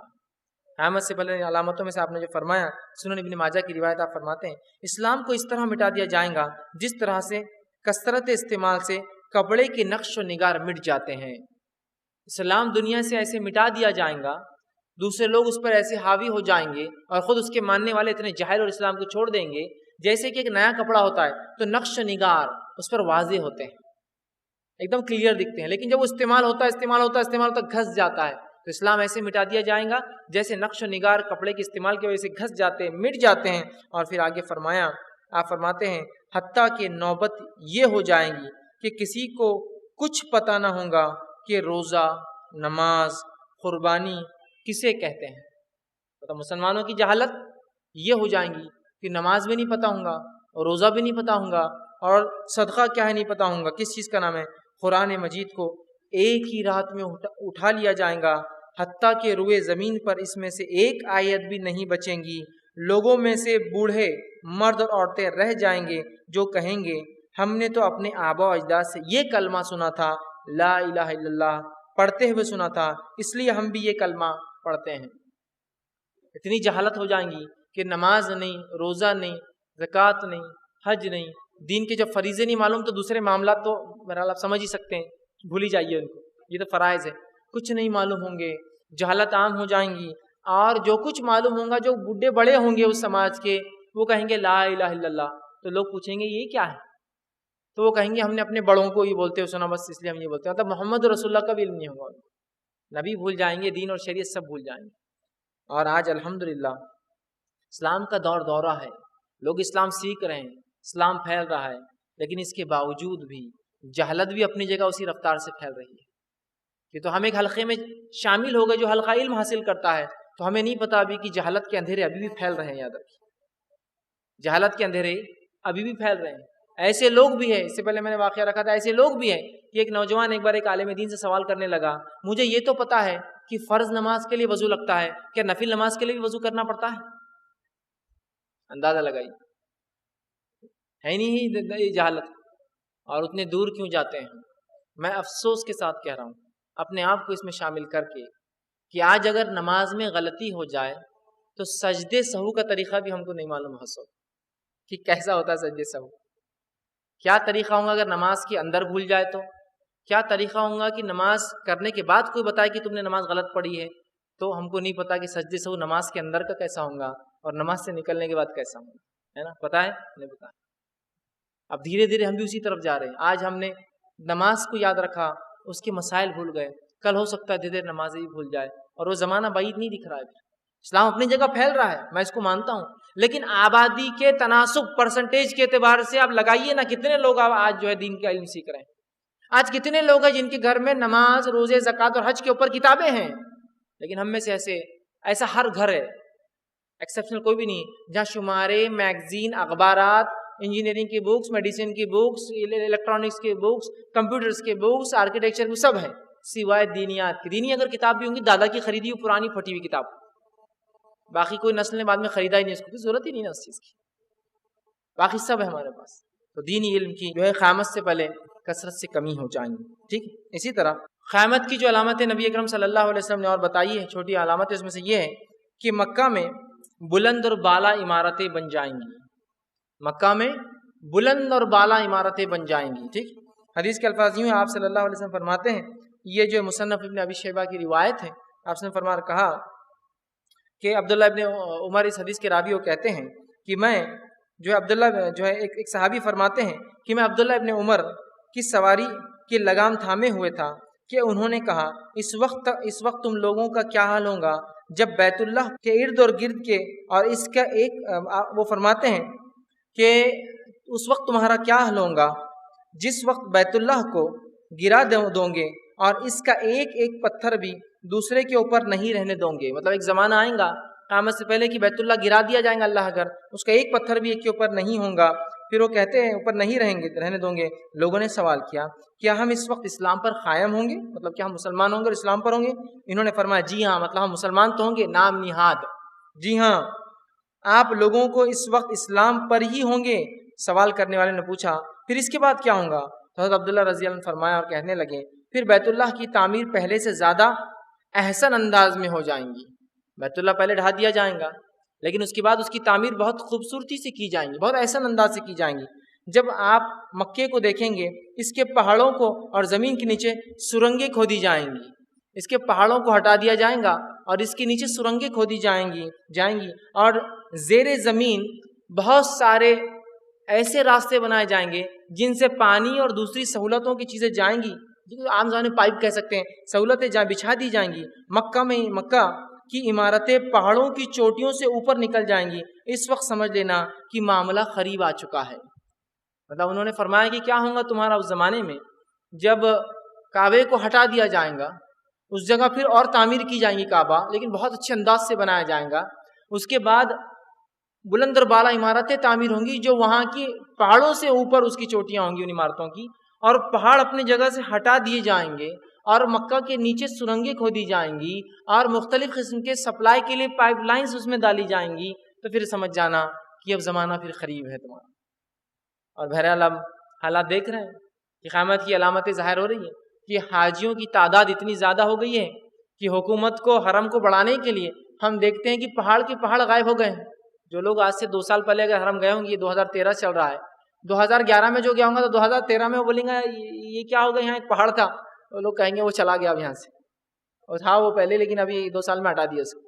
پھر کوئی کہیں گا ارے یہاں فلاں تھا. 1980 سے پہلے جو لوگ گئے ہیں ان سے آپ پوچھ سکتے ہیں کہ حرم کے پاس پہلے قلعے تھے, یہ ترکی حکومت کے عثمانی خلافت کے قلعے تھے. جب 1982 کے بعد جہاز سفر آسان ہوا اور زائرین حج کے آنے والے بڑھ گئے تو وہ قلعے غائب ہو گئے. قلعوں کے بعد آس پاس کے پہاڑ غائب ہو گئے, بازار غائب ہو گئے, اور اب تو بڑے بڑے پہاڑ ہٹا دیے گئے, اس لیے کہ حج کو آنے والوں کے لیے جگہ نہیں, تو پہاڑ ہٹائے جا رہے ہیں. رہنے والوں کے لیے عمارتوں کو بلند کرنا پڑا, اس لیے کہ شہر اگر چوڑا ہو جائے گا تو ممکن نہیں ہوگا رہنا، تو اسے بلند کیا جا رہا ہے، اور عمارتیں اتنی اونچی اونچی کہ جس کی کوئی انتہا نہیں، آسمانوں کو چھونے والی عمارتیں. جو لوگ حال میں عمرہ حج چکائیں گے وہ گواہی دے سکتے ہیں کہ آسمان کی بلندی والی عمارتیں جو اونچے سے اونچے پہاڑ سے بھی اونچی ان کی اونچائیاں ہیں. اور حرم کے نیچے وہ فرماتے ہیں سرنگیں کھودی جائیں گی. اور ہم سب جانتے ہیں آج مکمل سسٹم، بیت الخلاء، پانی کا نظم، اسی طرح ہوا کا سسٹم، سب نیچے سے ٹنل سے ہوتا ہے سسٹم. تو کہا بس پھر سمجھ جانا زمانہ پھر قریب آ رہا ہے، قیامت اس سے بہت قریب ہوں گی، تم اس زمانے سے قریب پہنچ رہے ہیں. ٹھیک. اسی طرح آپ سے فرمایا کہ قیامت سے پہلے جو معاملہ ہوگا یہ ہوگا کہ بیت اللہ کا حج جو ہے لوگ چھوڑ دیں گے، مطلب لوگ بھول جائیں گے کہ حج بھی کوئی عبادت ہے. اتنی جہالت عام ہوگی. آپ نے فرمایا اور کہا، صحیح بخاری کی روایت ہے، قیامت اس وقت تک قائم نہ ہوں گی جب تک کہ بیت اللہ شریف کا حج موقوف کر دیا جائے گا. لوگ بھول جائیں گے کہ بیت اللہ ہے اور اس کا حج کرنا پڑتا ہے، وہ ختم ہو جائیں گا معاملہ.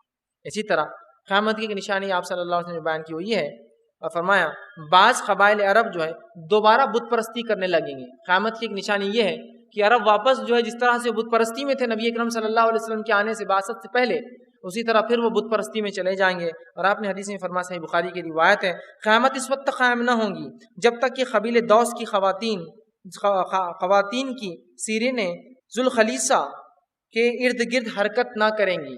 ٹھیک.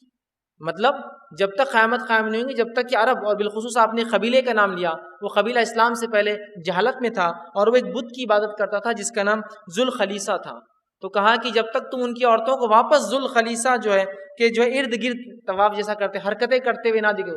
سیرین سے مراد یہ ہے کہ ان کی کمر ہلتے ہوئے نہ دیکھو، اس سے مراد یہ چلتے ہوئے نہ دیکھو. انسان چلتا تو کمر ہلتی ہے اس کی. تو کہا جب تک تم یہ نہ دیکھو، اگر یہ حالت آ گئی تو اس سے پتہ چلتا ہے کہ عرب واپس جو ہے توحید سے نکل کر پھر شرک کی طرف اور گمراہی کی طرف چلے جائیں گے اور بت پرستی عام ہو جائیں گی. اسی طرح آپ صلی اللہ علیہ وسلم نے ایک اور نشانی جو قرب قیامت سے پہلے کی بتائی ہے، جو چھوٹی نشانیوں میں وہی ہے کہ جیسا سے ایک شخص آئے گا جو اپنے ہاتھوں سے کعبے کو برباد کر دیں گا. مطلب کعبہ جو ہے لوگ بت پرستی کریں گے، کعبہ پہلے تو تعمیر کیا جائے گا لیکن پھر ایک زمانہ آئے گا لوگ حج کیا ہے بھول جائیں گے. جب حج بھول جائیں گے تو کعبہ جو ہے ظاہر سی بات ایک شناخت والی چیز نہیں بچیں گا، لوگ پہچانیں گے نہیں وہ کیا ہے. اور آپ فرماتے ہیں، اور آپ نے کہا سنا ابو داؤد کی روایت، آپ نے فرمایا جشی جب تک تمہارے ساتھ نہ لڑے تم بھی ان کے ساتھ لڑائی نہ چھیڑنا. یہ حبشہ کے لوگ، ابیسینین لوگ، جب تک تم سے جنگ نہ کرے تم اسے جنگ نہ کرنا، کچھ نہ کہو، اس لیے کہ کعبے کا خزانہ کوئی اور نہیں نکالے گا. ایک جشی ہوں گا، جشی مطلب جو حبش کا رہنے والا ہوں گا، جو آ کر کعبے کو ڈھائیں گا اور اس کے خزانے نکال کر لے جائیں گا. حدیث میں آپ صلی اللہ علیہ وسلم فرمایا، میں اس کی شکل دیکھتا ہوں، وہ ایک کالا انسان ہے، اس کی ٹانگیں اس قسم کی ہے، اور میں دیکھ رہا ہوں میری آنکھوں کے سامنے ایسا منظر آ رہا ہے کہ وہ میری آنکھوں کے سامنے کعبے کو جو ہے ایک کے بعد ایک ڈھا رہا ہے اور اس کے خزانوں کو نکال رہا ہے. اب اللہ عالم یہ کعبے کے خزانے کیا ہے اور یہ کیا ہوں گے، یہ اللہ بہرحال بہتر جانتا ہے. اس طرح سے جو ہے برباد کر دیں گا. ٹھیک، مطلب کعبہ ختم ہو جائیں گا، لوگ مکے میں حج کو جانا چھوڑ دیں گے. یہ حج کو جانا چھوڑ دیں گے مطلب کعبے کی معرفت اور حج کیا نہیں بتاؤں گا اور اس کو توڑ دیں گا. وہ چونکہ عمارت کی حیثیت ہی رکھیں گی بس. ٹھیک. اسی طرح آپ صلی اللہ علیہ وسلم نے جو نشانیاں بتائی اس میں سے ایک نشانی یہ ہے کہ قیامت سے پہلے جو ہے نئی نئی سواریاں جو ہے لوگ چلائیں گے.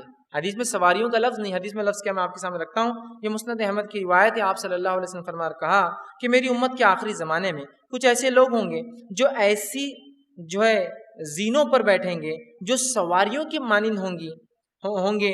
وہ مساجد کے دروازوں پر اتریں گے. ان کی عورتیں کپڑے پہننے کے باوجود ننگی ہوں گی. مطلب لوگ ایسی سواریوں پر ہوں گے کہ جو سواری کی جو سیٹ ہوتی ہے وہ خود ایک سواری کی جیسی ہوں گی.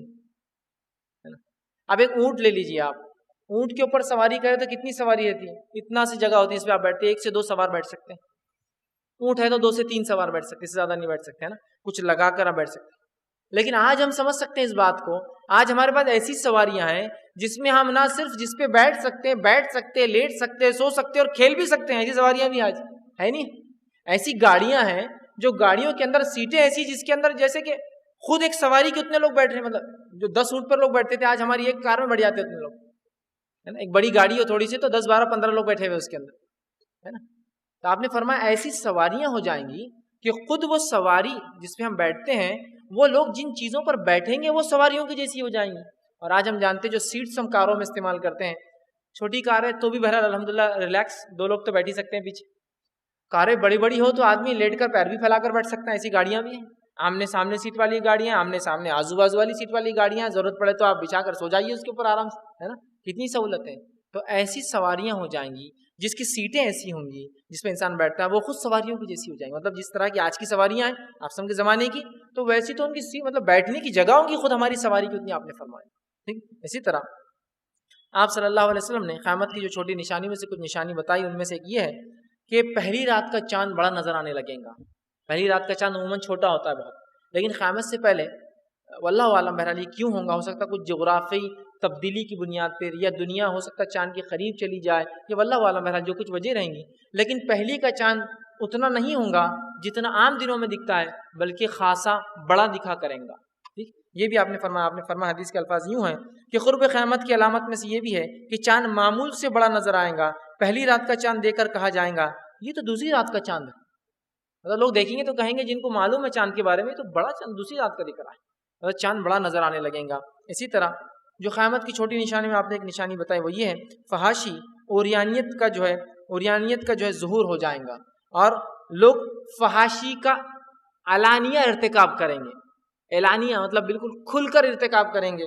حدیث کے الفاظ یہ ہے، مستدرک حاکم کی روایت ہے، آپ نے فرمایا کہا قیامت اس وقت تک قائم نہ ہوں گی جب تک کہ یہ صورتحال نہ پیدا ہو جائے کہ زمین پر کوئی بھی انسان، کوئی ایسا شخص نہ ہوگا جس کی اللہ کو ضرورت ہو۔ پھر آگے فرمائے نوبت یہاں تک پہنچیں گی کہ دن کی روشنی میں علل اعلان لوگوں کو میں اعلان کر کے علل اعلان راستے کے عین بیچ ایک عورت سے زنا کیا جائے گا، اور کوئی شخص اس پر اعتراض کرنے والا نہ ہوگا اور نہ ہی اسے ہٹانے کی کوشش کریں گا۔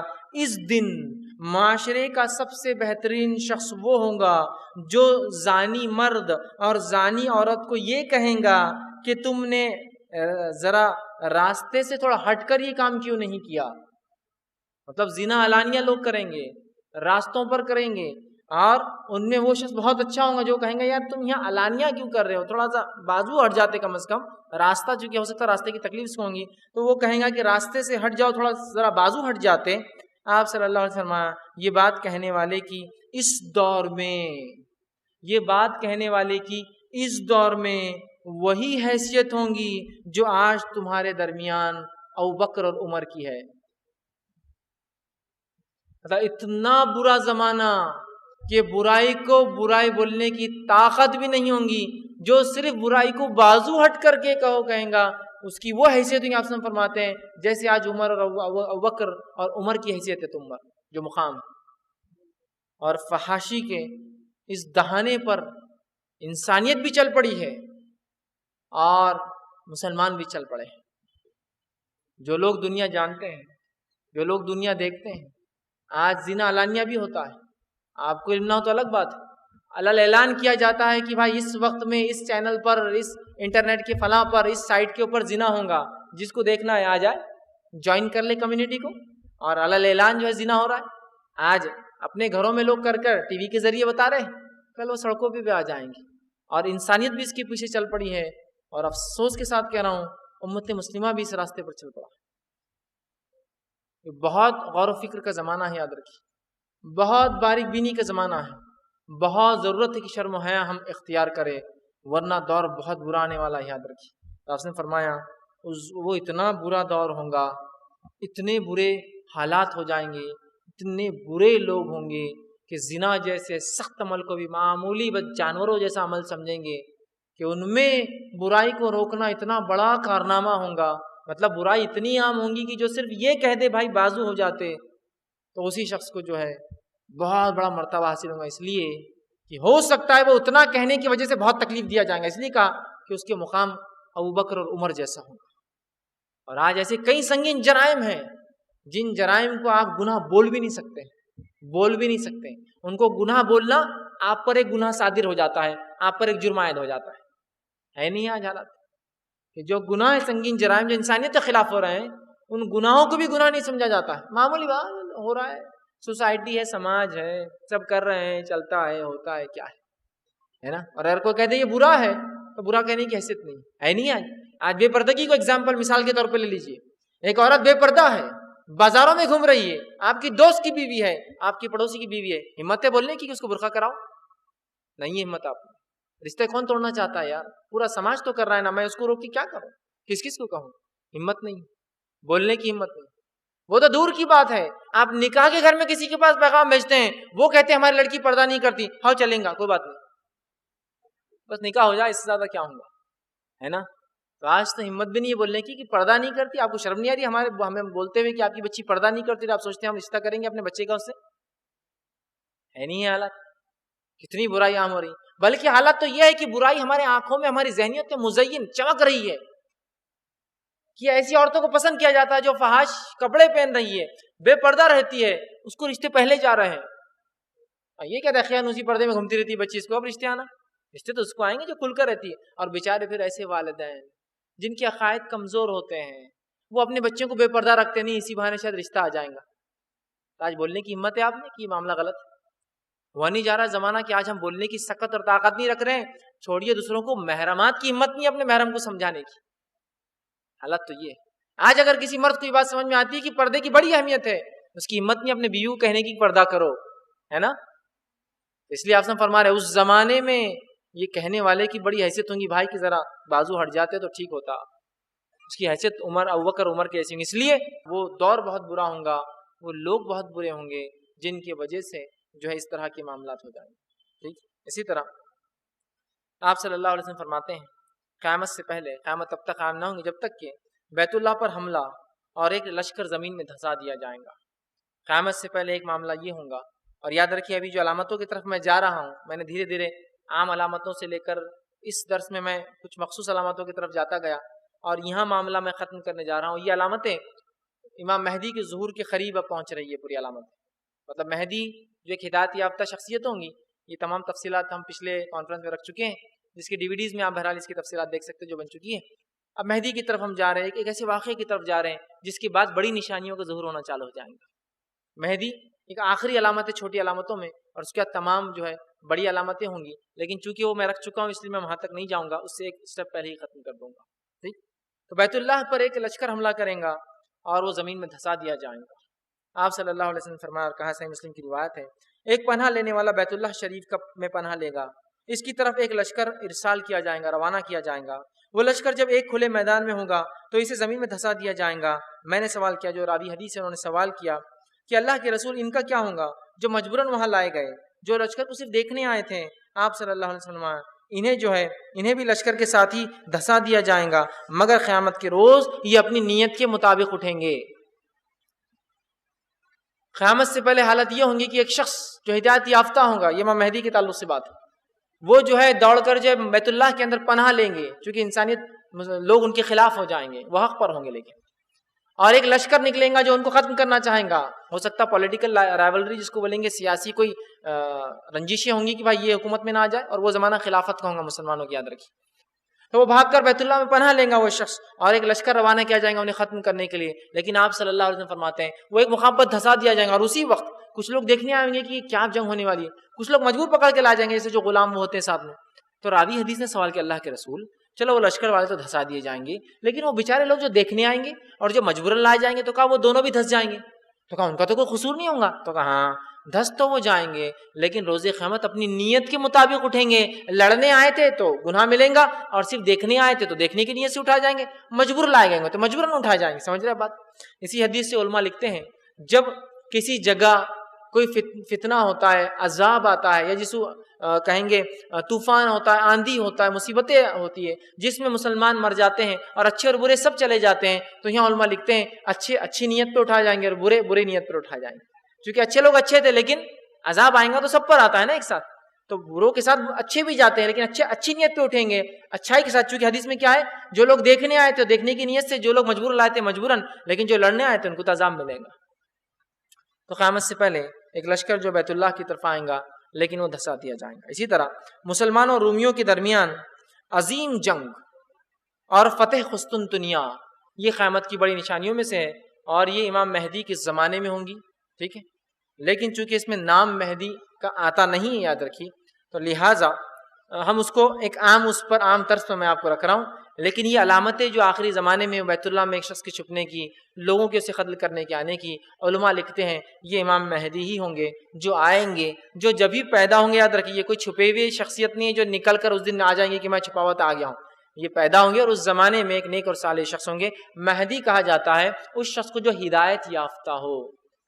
ہدایت یافتہ ہونے کی وجہ سے انہیں مہدی کہا جائے گا. ان کا نام مہدی نہیں ہوگا، ان کا نام محمد بن عبداللہ یا جو ہے احمد بن عبداللہ ہوں گا. اس لیے کہ آپ سن کی حدیث ہے مہدی میرے خاندان میں سے ہوں گا، اس کا نام میرے نام سے ہوں گا، اور اس کے باپ کا نام میرے باپ کے نام سے ہوں گا. تو آپ سن کے نام محمد اور احمد ہے، تو مہدی کا نام محمد بن عبداللہ یا احمد بن عبداللہ ہوں گا، اور وہ دیکھنے دکھانے میں میرے ہی طرح ہوں گا، کھڑی ناک کا ہوں گا، چوڑی پیشانی کا ہوں گا. بہرحال آپ نے اوصاف بھی بتایا اس کی. بہرحال اسی طرح جو علامت آتی ہے وہ یہ کہ مسلمانوں اور رومیوں کے درمیان ایک عظیم جنگ اور فتح قسطنطنیہ کانسٹینٹینیپل فتح ہوں گی اس کی. اس سے ایک بات یہ بھی پتہ چلتی ہے، حالانکہ ہم جانتے ہیں قسطنطنیہ بھی مسلمانوں کے قبضے میں ہے، اور وہ ترکی کی دارالحکومت ہے، کیپٹل ہے، جس کو آج ہم استنبول کے نام سے جانتے ہیں. وہ جو ہے ترکی زبان کا لفظ ہے، اس کا نام ہے اسلام پول، اسلام کا شہر، شہر اسلام. لیکن وہ ہوتا ہے نا روانی میں لوگ جو ہے اس کو پڑھتے پڑھتے وہ اسلام پول سے استنبول ہو گیا. ٹھیک، تو اسے قسطنطنیہ کہا جاتا تھا آپ صلی اللہ علیہ وسلم کے زمانے میں. یہ کانسٹینٹینیپل یہ جو ہے رومی بادشاہ کے جو ہے ایسٹ جس کو کہیں گے ایسٹرن آرتھوڈاکس جو ان کا چرچ تھا، اس کے رومی حکومت دو حصوں میں تقسیم تھی، ایسٹرن اور ویسٹرن. ٹھیک ہے، مشرقی اور مغربی رومی حکومت تھی. ٹھیک ہے، تو اس کا دارالحکومت تھا، اور آپ صلی اللہ علیہ وسلم نے اس کے تعلق سے فرمایا اور کہا، اور آپ نے حدیث کے الفاظ یوں ہیں، یہ سنن ابی داؤد کی روایت، آپ نے فرمایا اور کہا بیت المقدس کی آبادی دراصل مدینے کی بربادی ہوں گی. بیت المقدس جب آباد ہو جائیں گا، مطلب پھر مسلمانوں کے ہاتھ میں آ جائیں گا دوبارہ، تو مدینے کی بربادی ہو جائیں گی. ایک روایت میں ہم نے فرمایا مدینے کو ایسا لوگ بھول جائیں گے کہ مسجد کے اندر، مطلب مسجد نبوی کے پاس کتے اور بھیڑی آ کر رہنے لگیں گے، اور وہاں وہ غلاظت بھی کر دیں گے، لوگوں کو پتہ نہیں ہوگا لیکن یہ کیا ہے.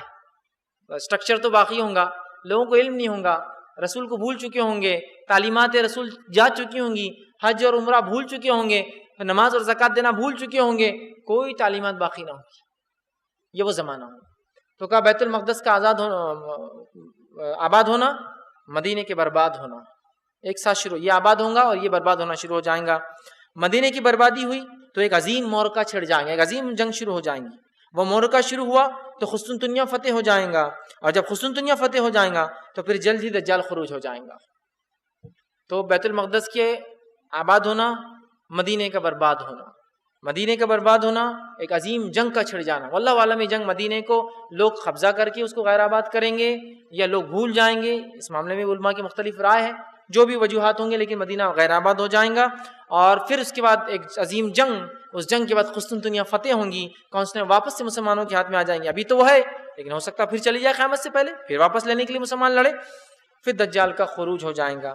آگے روایت جو دوسری روایتوں میں آپ نے اس کی اور وضاحتیں پیش کی جو صحیح مسلم، صحیح بخاری اور دیگر حدیثوں میں آتی، وہ یہ ہے تم لوگ رومیوں کے ساتھ صلح کر لو گے، پھر تم مل کر اپنے ایک دشمن سے لڑائی کرو گے جو تمہیں جنگ میں، تو اللہ تمہیں جنگ میں فتح یابی دیں گا.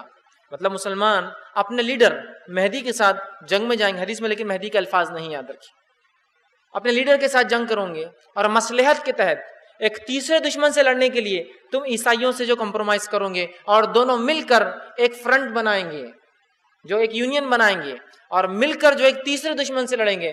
واللہ عالم یہ تیسرا دشمن کون ہوگا ہم نہیں جانتے، لیکن ہو سکتا ہے یہ لادین لوگ ہو، مطلب ایسے لوگ جو دین کو سمجھتے ہو نہ جانتے ہو. اس وجہ سے عیسائی اور مسلمان چونکہ دین کی اہمیت رکھتے ہیں اپنے عقیدے میں، اور آج بھی ان کے اندر اپنے دین کی عقیدت، اہمیت، دین، تہوار، لباس باقی ہے، تو ہو سکتا ہے یہ دونوں اس لادین قوم سے، بغیر دین والی قوم سے، دنیا پرست قوم سے لڑنے کے لیے سوچیں گے کہ بھائی دیندار لوگوں کو ایک ساتھ جمع ہو جانا چاہیے بے دینوں کے خلاف. واللہ عالم، لیکن وجہ کیا ہوں گی ہم نہیں جانتے. دونوں مل جائیں گے اور تیسرے دشمن سے جنگ کریں گے. پھر حدیث میں آپ نے فرمایا وہ جنگ ہوں گی، اور جنگ میں مسلمان اور عیسائیت جو مل کر لڑیں گے، ایک کامن فرنٹ سے لڑیں گے، تو وہاں اللہ ان کو فتح یابی دیں گا، کامیابی دے دیں گا. ٹھیک، ایک روایت میں ہے کامیابی دے دیں گا. اس کے بعد آپ فرماتے مال غنیمت حاصل ہوں گی اور مسلمان صحیح سلامت واپس لوٹیں گے. پھر میدان جنگ میں واپس ہوں گے، حتیٰ کہ عیسائی میدان جنگ پر پڑاؤ ڈالیں گے جس ٹیلے پر بھی وہ ہوں گے. مطلب مسلمان اور عیسائی پہلے لڑیں گے ایک کامن اینیمی سے، ایک دشمن سے، اس کے بعد یہ ریلیکس ہوں گے اور اتنے زیادہ تعداد میں ہوں گے کہ ٹیلے جو ہوتے ہیں نا، اونچائیاں جو زمین کی سب بھر جائیں گی، بیٹھے ہوں گے. اور پھر عیسائیوں میں سے ایک شخص اٹھیں گا اور ایک معاہدہ کیا جائے گا اس یونین سے پہلے، جڑنے سے پہلے، ملنے سے پہلے ایک معاہدہ ہوگا، اور معاہدہ یہ ہوگا کہ جب ہم جنگ جیتیں گے، یہ جنگ کے معاملے میں یہ اللہ کی طرف سے فتح ہوں گی، تم اپنے مشرکانہ عقائد اس میں نہ لانا. لیکن عیسائی اس بات کو توڑیں گے اور اس معاہدے کو توڑیں گے، اور جنگ کے بعد جب مسلمان ریلیکس بیٹھے ہوں گے ٹیلوں پر، تو ایک عیسائی صلیب کو اٹھائیں گا اور کہیں گا صلیب کی جیت ہوئی. جب وہ کہیں گا صلیب کی جیت ہوئی تو یہ معاہدے کو توڑنا ہوگا، چونکہ معاہدہ ہوگا کہ صلیب کا نام نہیں لیا جائے گا جنگ میں، اور ایک مسلمان اٹھ کر اس کو قتل کر دیں گا. جب اس کو وہ قتل کریں گا تو عیسائی فوج ایک طرف ہو جائیں گی، مسلمان ایک طرف، اور اب جو کامن انیمی سے لڑ رہے تھے اب یہ دونوں آپس میں جنگ کریں گے ایک دوسرے سے، اور دونوں آمنے سامنے ہوں گے. آپ نے فرمایا یہ جنگ اتنی خطرناک ہوں گی، اتنی گھماسان، کہ عیسائی 80 جھنڈے تلے آئیں گے، اور ہر جھنڈے تلے 12,000 سپاہی ہوں گے. 80 جھنڈے تلے آئیں گے، مطلب 80 بٹالین، ایک حصہ ہوتا ہے ہر فوج کا الگ الگ، تو 80 جھنڈے ہوں گے، اور ہر جھنڈے کے نیچے 12,000 لوگ ہوں گے. ٹھیک، اور یہ لڑنے آ جائیں گے، مطلب اتنی تعداد ان کی ہوں گی جو مسلمان ساتھ مل کر لڑ رہی تھی، اور واللہ عالم مسلمان ان کے برابر یا ان سے زیادہ تعداد نہیں، واللہ عالم. ٹھیک ہے، تو وہ کہیں گا صلیب کی جیت ہوئی، ایک مسلمان اسے قتل کر دیں گا، معاہدہ ٹوٹ جائیں گا، اور جو ہے عیسائی پھر جمع ہوں گے. اور جنگ کی کیفیت رسول اللہ صلی اللہ علیہ وسلم نے یہ بیان کی کہ اتنی تعداد کے ساتھ، اور یہ اگر 80 کو آپ ضرب دے 12,000 سے تو یہ 8-9 لاکھ کے قریب اس سے زیادہ جو ہے لوگ ہوتے ہیں. جب فوج اتنی ہے تو اندازہ لگائیے کتنا جنگ کیسی ہوں گی. بہرحال مسلمان لڑیں گے، اور آپ فرماتے ہیں اتنی گھماسان لڑائی کہ ایک پرندہ اگر اس میں سے اڑ کر جانے کی کوشش کریں گا تو یہ سم سے نکلیں گا تو میدان جنگ کے ادھر نہیں جا سکیں گا. اس سے ایک بات یہ بھی پتہ چلتی کہ جنگ صرف زمین پہ نہیں لی جائیں گی، آسمان میں بھی ہو رہی ہوں گی. اس وجہ سے تو پرندہ اڑ کر جا رہا ہے لیکن نہیں جا سکیں گے. ایک روایت میں ہے کہ جنگ کے بعد اتنے لوگ مر جائیں گے کہ ایک پرندہ اگر اوپر سے اڑ کے جائیں گا تو تعفن اور بیماری اس بدبو سے وہ مر کر گر جائیں گے نیچے. اتنی خطرناک جنگ. بہرحال مسلمان جو ہے جائیں گے، بعض جو ہے یہ بیان کیا کہ جو ہے مسلمان پھر ہتھیار جو اپنے سنبھال لیں گے اور لڑائی کے لیے تیار ہو جائیں گے. اللہ مسلمانوں کی جماعت کو جو ہے شہادت سے سرفراز کریں گا، اور جو ہے مسلمانوں کو جو ہے یاد رکھیے فتح دیں گا اس جنگ کے اندر. اور اسی طرح جو ہے اور بھی روایتوں میں جو الفاظ آتے ہیں وہ یہ ہے، صحیح مسلم کی ایک اور روایت میں یہ واقعہ تفصیلاً آتا ہے، اس میں الفاظ یوں ہیں: قیامت اس وقت تک قائم نہ ہوں گی جب تک کہ عیسائی عماق یا دابق، عماق اور دابق یہ 2 سٹی ہے، 2 شہر ہے جو آج بھی سیریا کے اندر موجود ہے. ٹھیک ہے، تو آپ نے فرمایا عماق یا دابق کے مقام پر پڑاؤ ڈالیں گے. دیکھیے مقام تک آپ نے بتایا، پڑاؤ ڈالیں گے مطلب وہ جنگ کے بعد پڑاؤ ڈالیں گے. ٹھیک ہے، اس کے بعد آپ فرماتے ہیں عیسائیوں کا مقابلہ کرنے کے لیے مدینہ سے ایک لشکر روانہ ہوگا جو اس زمانے کے بہترین لوگ ہوں گے. مطلب وہ صلیب کی جنگ ہوئی، وہ بولیں گا جیت ہوئی، وہ مار دیں گا، اس کے بعد دونوں فوجیں جا کے پھر لڑنے کے لیے بعد میں آئیں گی. اس سے پتہ چلتا ہے مدینہ سے ایک لشکر نکلیں گا جو سب سے بہترین لوگوں پر مشتمل ہوگا. جب دونوں لشکر ایک دوسرے سے جو ہے مد مقابل صف آرائی کریں گے، لڑائی کے لیے تیاری کریں گے ہوں گے، تو عیسائی کہیں گے ہمیں ان لوگوں سے لڑائی کرنے کے لیے دو جو ہم میں سے گرفتار ہو گئے تھے. مطلب عیسائی کہیں گے کہ پہلے ان عیسائیوں کو ہمارے پاس بھیجو جو تمہارے پاس گرفتار ہو کر گئے تھے. اس کے تعلق سے علماء لکھتے ہیں شاید یہ وہ لوگ ہوں گے جو پہلے مسلمانوں کے خلاف جنگ میں تھے، مسلمانوں کے ساتھ رہنے کی وجہ سے اسلام سے متاثر ہو جائیں گے.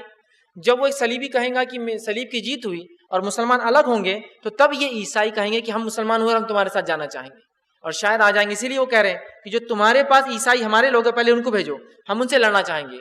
مسلمان جواب دیں گے نہیں، اب وہ ہمارے بھائی ہیں، ہم ان کو بھیج نہیں سکتے، وہ ہمارے ساتھ لڑیں، مطلب وہ مسلمان ہو چکے ہوں گے. ٹھیک ہے، تو جو ہے ہمیں ان لوگوں سے لڑائی کرنے جو ہم میں سے تھے تمہارے پاس آ گئے ہیں. مگر مسلمان کہیں گے نہیں، اللہ کی قسم ہم بھی اپنے بھائیوں کو تمہارے مقابلے میں اکیلا نہیں چھوڑیں گے، ہم بھی لڑیں گے. تو عیسائی مسلمانوں سے جنگ کریں گے جس میں مسلمانوں کے لشکر کا تیسرا حصہ میدان چھوڑ کر بھاگ جائیں گے. 1/3، 1/3 لوگ دشمن کو دیکھ کر ڈر کر فرار بھاگ جائیں گے. آپ صلی اللہ علیہ وسلم نے فرمایا اللہ تعالیٰ ان کی توبہ کبھی قبول نہیں کرے گا. جنگ سے بھاگنے والی کی اللہ توبہ نہیں قبول کرتا، اس لیے اس سے لشکر کو نقصان ہوتا ہے. اس لشکر سے 1/3 لوگ، 1/3 تو بھاگ گئے دیکھ کے ہی، 1/3 لوگ جہاد کریں گے، مطلب حق کے لیے لڑیں گے اور شہید ہو جائیں گے، مارے جائیں گے. یہ لوگ اللہ تعالیٰ کے نزدیک افضل ترین شہداء ہوں گے. ٹھیک ہے، اور 1/3 حصہ فتح یابی حاصل کریں گا، اللہ کامیابی دیں گا ان کو، فتح حاصل کریں گا. یہ لوگ کبھی فتنے میں مبتلا نہیں ہوں گے، دنیا کے فتنے میں مبتلا نہیں ہوں گے. پھر اس کے بعد آپ فرماتے ہیں یہی لوگ قسطنطنیہ کو فتح کریں گے. مطلب قسطنطنیہ جب عیسائیوں کے اس میں رہیں گا، پھر یہی مسلمان دابق یا عماق کے مقام سے آگے نکلیں گے شام سے، اور قسطنطنیہ ترکی کا دارالحکومت جو وہاں پہنچیں گے، اسے فتح کریں گے. اور جب وہ اپنی تلواریں زمین و زیتونوں کے درخت پر لٹکا دیں گے اور آرام کریں گے فتح کے بعد، تو اس میں ایک آواز آئیں گی اور آواز کہیں گے اے لوگو تمہارے بیچ میں مسیح دجال نکل گیا، دجال آ گیا، اور پھر وہ لوگ وہاں سے اٹھیں گے اور اپنے گھر بھاگیں گے تاکہ اپنے بیوی بچوں کی خبر لے، دجال کی فتنے سے کہیں وہ شامل نہ ہوں، لیکن وہ خبر پہلی بار جو دی جائیں گی وہ غلط ثابت ہوں گی، وہ لوگ کہیں گے کہ آئندہ کوئی ایسی غلط افواہ نہ اڑائیں گا دجال کے بارے میں۔ تو اسی سے میں یہ بات میں نے وہ کی تھی کہ یہ زمانہ امام مہدی کا ہوں گا، یاد رکھیے، لیکن حدیثوں میں الفاظ نہیں ہے، لیکن امام مہدی کا ہی زمانہ تھا، اور امام مہدی جو ہے یہ آخری چھوٹی علامتوں میں ہے۔ اس کے بعد کی علامتیں دجال کا خروج، عیسیٰ علیہ السلام کا نزول، یاجوج ماجوج کا خروج، اور زمین مختلف اور بھی بہرحال 7 اور علامتیں، یہ تو 3 ہیں، اس کے علاوہ 7 ہیں، وہ 10 بڑی بڑی علامتیں پھر ایک کے بعد ایک جو ہے ظاہر ہونا جو ہے چالو ہو جائیں گی۔ تو وہ جو ہے شام وہ خبر جھوٹی نکلیں گی، لیکن دوسری بار جب خبر ہوگی وہ خبر جو ہے بہرحال سچی نکلیں گی۔ اسی طرح قیامت کی نشانیوں میں سے جو نشانی چھوٹی آپ وسلم فرماتے ہیں ان میں ایک نشانی یہ ہے کہ جو ہے مستقل چلنے والے فتنے اور جو ہے مستقل چلنے والے اور آندھیوں کی طرح یا اندھیری رات کی طرح آنے والے فتنے مسلمانوں پر ٹوٹ پڑیں گے۔ اس کے تعلق سے آپ صلی اللہ علیہ وسلم نے حدیث میں یوں الفاظ فرمائے، سنن ابو داؤد کی روایت آپ نے فرمایا، پھر آپ صلی اللہ علیہ وسلم نے فتنے احلاس کا ذکر فرمایا۔ میں پوری حدیث نہیں، اس کا ایک حصہ رکھ رہا ہوں۔ ایک شخص نے سوال کیا، یا رسول اللہ صلی اللہ علیہ وسلم فتنے احلاس کیا ہے؟ آپ صلی اللہ علیہ وسلم نے فرمایا یہ افراط اور تفریح، جنگ و جدل کا فتنہ ہے۔ لوگ افراط اور تفریح، زیادتی اور کمی کا شکار ہوں گے، جنگ اور لڑائی کا یہ جو فتنہ ہوگا۔ پھر ایک خوشحالی کا فتنہ ظاہر ہوگا جو ایک ایسے شخص کے قدموں سے اٹھے گا جو میرے اہل سے ہوں گا، مطلب پھر یہ خوشحالی ہر طرف ہو جائیں گی، جو رسول اللہ کے خاندان سے ہوں گا۔ یہ امام مہدی کی بات ہو رہی ہوگا، وہ خود کو مجھ سے تعلق رکھنے والا خیال کریں گا۔ بہرحال یہ ایک دوسرے شخص کے بارے میں بات آ رہی ہے جو آپ سلم کے بارے میں کہیں گا کہ میں آپ سلم کے تعلق رکھتا ہوں، لیکن آپ فرماتے ہیں مجھ سے تعلق نہیں رکھیں گا۔ میں جو ہے آپ سلم فرمایا کہ میرے دوست تو وہی لوگ ہیں جو تقوی والے ہوتے ہیں۔ پھر لوگ ایک ایسے شخص کی بیعت کریں، اکٹھے ہو جائیں گے جو کم علم، کم عقل، کم اہمیت کا ہوں گا۔ اس کے بعد ایک سیاہ تاریک فتنہ اور آندھی مصیبت کا دورہ شروع ہوگا۔ اس فتنے کا اثر اور زر میری امت کے ہر شخص تک پہنچ جائیں گا اور کوئی بھی اس سے محفوظ نہیں رہیں گا۔ جب بھی کہا جائے گا کہ یہ فتنہ ختم ہو گیا تو اس کے بعد والا فتنہ اس سے زیادہ بڑا اور شدید ہوگا۔ آدمی صبح کو مومن ہوگا، شام کافر ہو جائیں گا۔ لوگ 2 قسموں میں ہو جائیں گے، تقسیم ہو جائیں گے، ایک ایمان والے جن میں نفاق نہیں ہوگا اور دوسرے منافق نفاق والے جن میں ایمان بالکل بھی نہیں ہوگا۔ جب یہ حالت پیدا ہو جائیں گے تو اس وقت دجال کا انتظار کرنا، اسی روز ہو سکتا آ جائے یا اس کے اگلے دن وہ آ جائے۔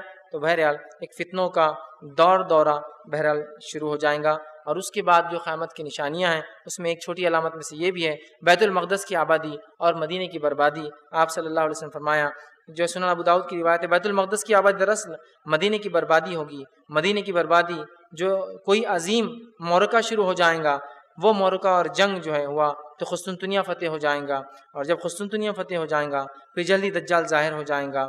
یہ کہہ کر جو ہے صحابی رسول نے جو ہے جس نے روایت بیان کی، ایک دوسرے جس کو سنا رہے تھے اس کی مانڈی پر وہ کری، اور یہ فتنہ کہا ایسے ہی ظاہر ہوگا، اور اتنی حقیقت ہے جتنا تیرا اور میرا یہاں موجود ہونا حقیقت ہے نا، اتنی ہی واقعے کی حقیقت ہے۔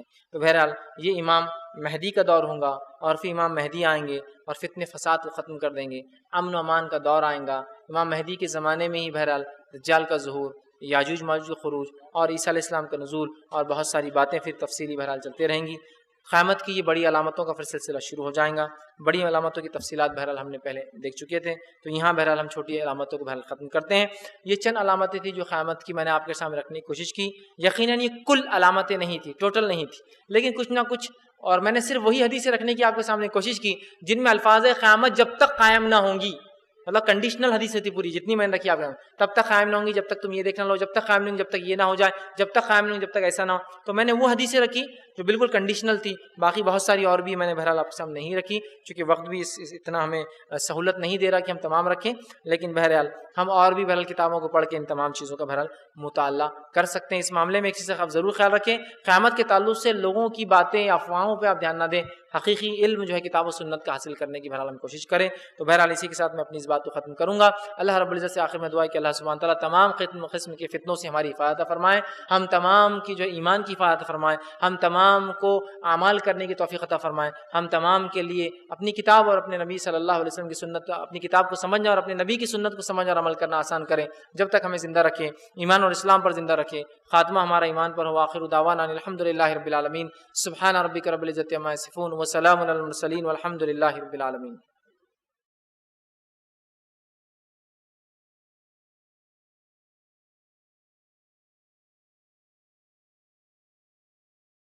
السلام علیکم.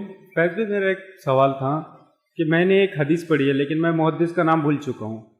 وہ حدیث تھی کہ اللہ کے رسول فرماتے عنقریب لوگوں پر ایک دور ایسا آئے گا کہ ان کی مسجدیں تو بھری ہوئی ہوں گی پر عبادت سے خالی ہوں گی، اور وہ لوگ قرآن پڑھیں گے پر قرآن ان کے حلق کے نیچے نہیں اترے گا، اور ان کے عالم آسمان کے نیچے کی سب سے بدترین مخلوق ہوں گے، اور وہ دین سے اس طرح نکل جائیں گے جیسے تیر کمان سے نکل جاتا ہے. تو میں چاہوں گا آپ اس پہ ایک تھوڑا تفصیلی روشنی، اور بالخصوص ان کے عالم آسمان کے نیچے کی جو بدترین مخلوق ہوں گے، اس موضوع پہ تھوڑا سا.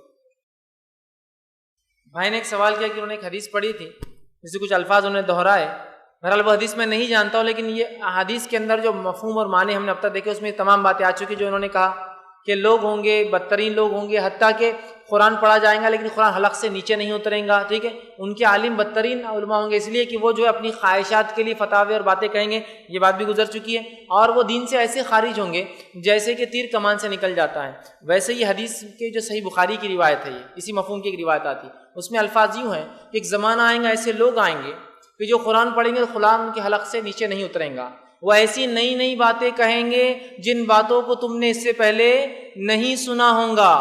اور حدیث میں الفاظ ہے ایسے نوجوان آئیں گے جو ایسی باتیں کہیں گے جو تم نے اس سے پہلے نہیں سنی ہوں گی. ٹھیک ہے، اور وہ اسلام سے ایسے خارج ہوں گے جیسا تیر کمان سے خارج ہوتا ہے. اور تم میں سے کسی کو ایسے لوگ ملے تو انہیں تم قتل کر دینا. تو لوگ بولتے ہیں ہاں دیکھو بولنے والا خود اس میں ہے، نوجوان نئی نئی باتیں. اب دیکھو انہوں نے یہ باتیں بولی، یہ تو اب تک معلوم نہیں تھا، یہ تو اب تک نئی باتیں ہیں. دیکھیے حدیث کا معنی کیا میں سمجھا، ورنہ لوگ یہ بخاری کی حدیث لوگوں کو بتاتے ہیں دیکھو نوجوان آئیں گے ایسی باتیں کریں گے جو تمہارے باپ دادا نے سنی نہیں ہوں گی، یہ اسلام سے خارج ہوں گے، جہاں ملے قتل کر دو. تو دیکھو وہ تمہارے فیصلہ فلاں، وہ فلاں، ادھر کا آدمی فلاں، یہ تم سب نوجوان اور نئی نئی باتیں اور فلاں. لوگ لا کر اس کو فٹ کرتے ہیں. حدیث کو سمجھنے کی ضرورت ہے. پہلا کہ آپ نے فرمایا قرآن پڑھیں گے لیکن حلق سے نیچے نہیں اتریں گا، زندگی میں باعمل نہیں ہوں گے، پہلی چیز. دوسرا عمر کے اعتبار سے کم ہوں گے، اور نئی نئی باتوں سے مراد یہ کہ شریعت سے ہٹ کر بات کریں گے. اگر سمجھ لیجئے ایک چیز شریعت کا حصہ ہے جو لوگ بھول چکے ہیں، اور اگر میں اس کو دہراؤں یا کوئی نوجوان دہرائے تو کیا آپ اس کو نئی بات کہیں گے؟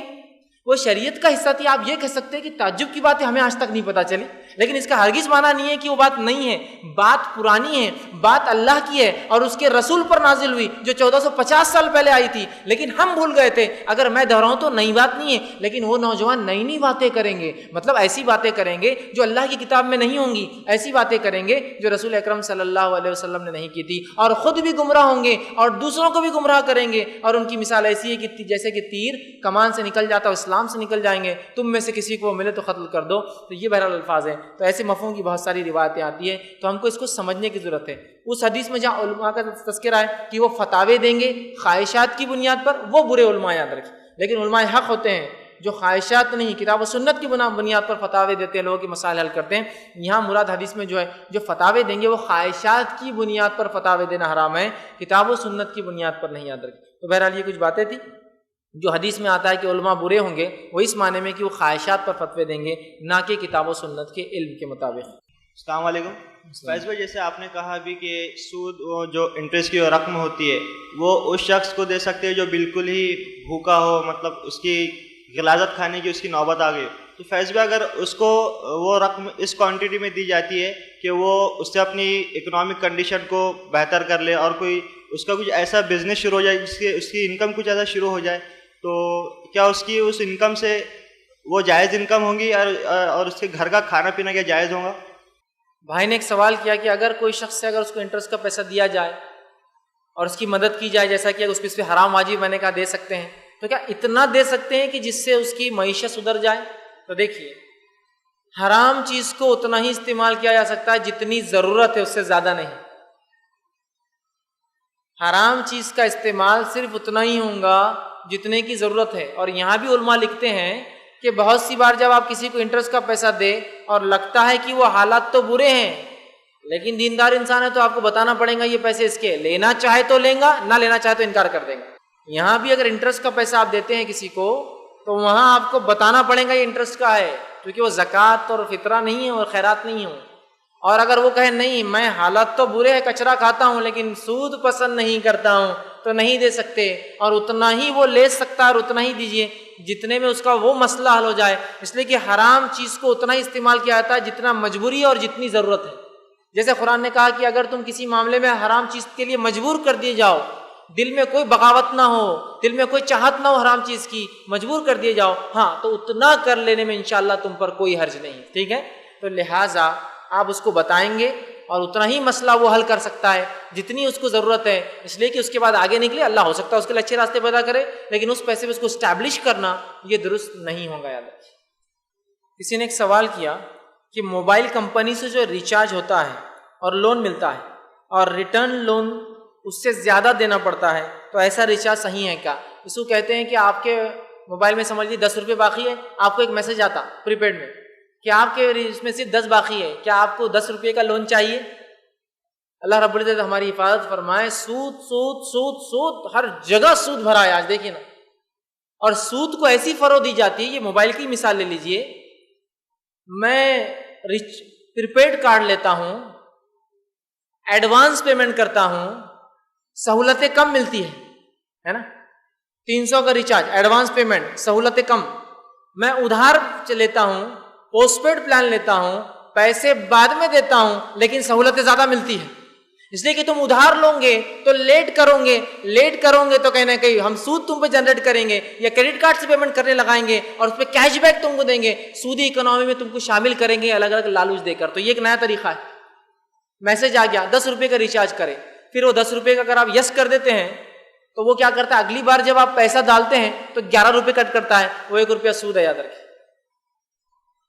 وہ آپ سے زائد لے رہا ہے نا، دینا 10 تو لیں گا 10، حالانکہ آپ اس کی سروس استعمال کر رہے ہیں۔ پوسٹ پیڈ والوں کو 1000 روپے ادھار دے رہے ہیں، وہ منتھ کے اینڈ میں اتنا کا اتنا لیتے ہیں، دیکھ رہے ہیں آپ، کیونکہ وہ سود خور اکنامی میں آدمی پھنستا ہے، وہ اس کے اندر وہ چاہتے ہیں اس طرح سے ہو۔ تو بہرحال وہ موبائل کمپنی کا لون وہ جو ملتا ہے نا، تھوڑا 5 روپے کا ہوتا ہے، 10-15 کا بھی ہوتا ہے، آپ نہیں لے سکتے، جبکہ آپ کو ریٹرن اماؤنٹ زیادہ دینی پڑتی ہے، بلکہ آپ سیدھے جائیے اور ریچارج کروا لیجیے، وہ ایک الگ چیز ہے، ٹھیک، لیکن اس طرح سے نہ، اس لیے کہ یہ لون ہے اور اس کے بدلے ری پیمنٹ زیادہ ہوتا ہے۔ ہاں اگر کوئی ایسی کمپنی ہے جو آپ کو جو دیتی ہے وہ لیتی ہے، 10 کا ریچارج کیا، 10 واپس لے لیا، تو پھر حرج نہیں، کوئی 50 کا استعمال کیا، 50 واپس کاٹ لیا، کوئی حرج نہیں اس میں۔ لیکن وہ دے آپ کو اور اس کے بدلے پھر زائد لے، تو ظاہر سی بات ہے زائد رقم سود میں شامل ہوں گی۔ اللہ رب العزت ہمارے جس معاملے میں حفاظت فرمائے۔ جی میرا سوال یہ ہے کہ جب اس قیامت کے قریب میں جب عیسائی اور مسلمان یہ دونوں قوموں کو چھوڑ کر جو دوسرے مذاہب کے لوگ ہوں گے تو کیا وہ بھی عیسائی اور مسلمان ہو جائیں گے؟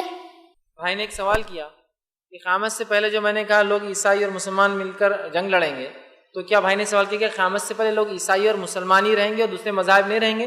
اس معاملے میں یاد رکھیے واللہ عالم، ہم نہیں جانتے کہ کون کون سے مذاہب ہوں گے، لیکن اتنا تو پتہ حدیث میں آتا ہے مسلمان ہوں گے، یہودی ہوں گے اور نصرانی ہوں گے۔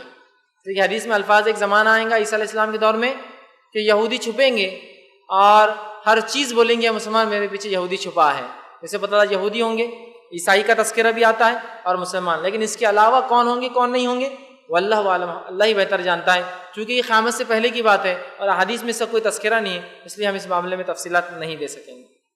کسی نے ایک سوال کیا، اگر جیسا کہ آپ نے کہا سود لینا دینا حرام ہے، اگر کسی کے گھر سے کوئی تحفہ آئے، ہمیں معلوم ہے کہ وہ لوگ سود کھاتے ہیں اور رشوت لیتے ہیں، تو ہم کیا کریں؟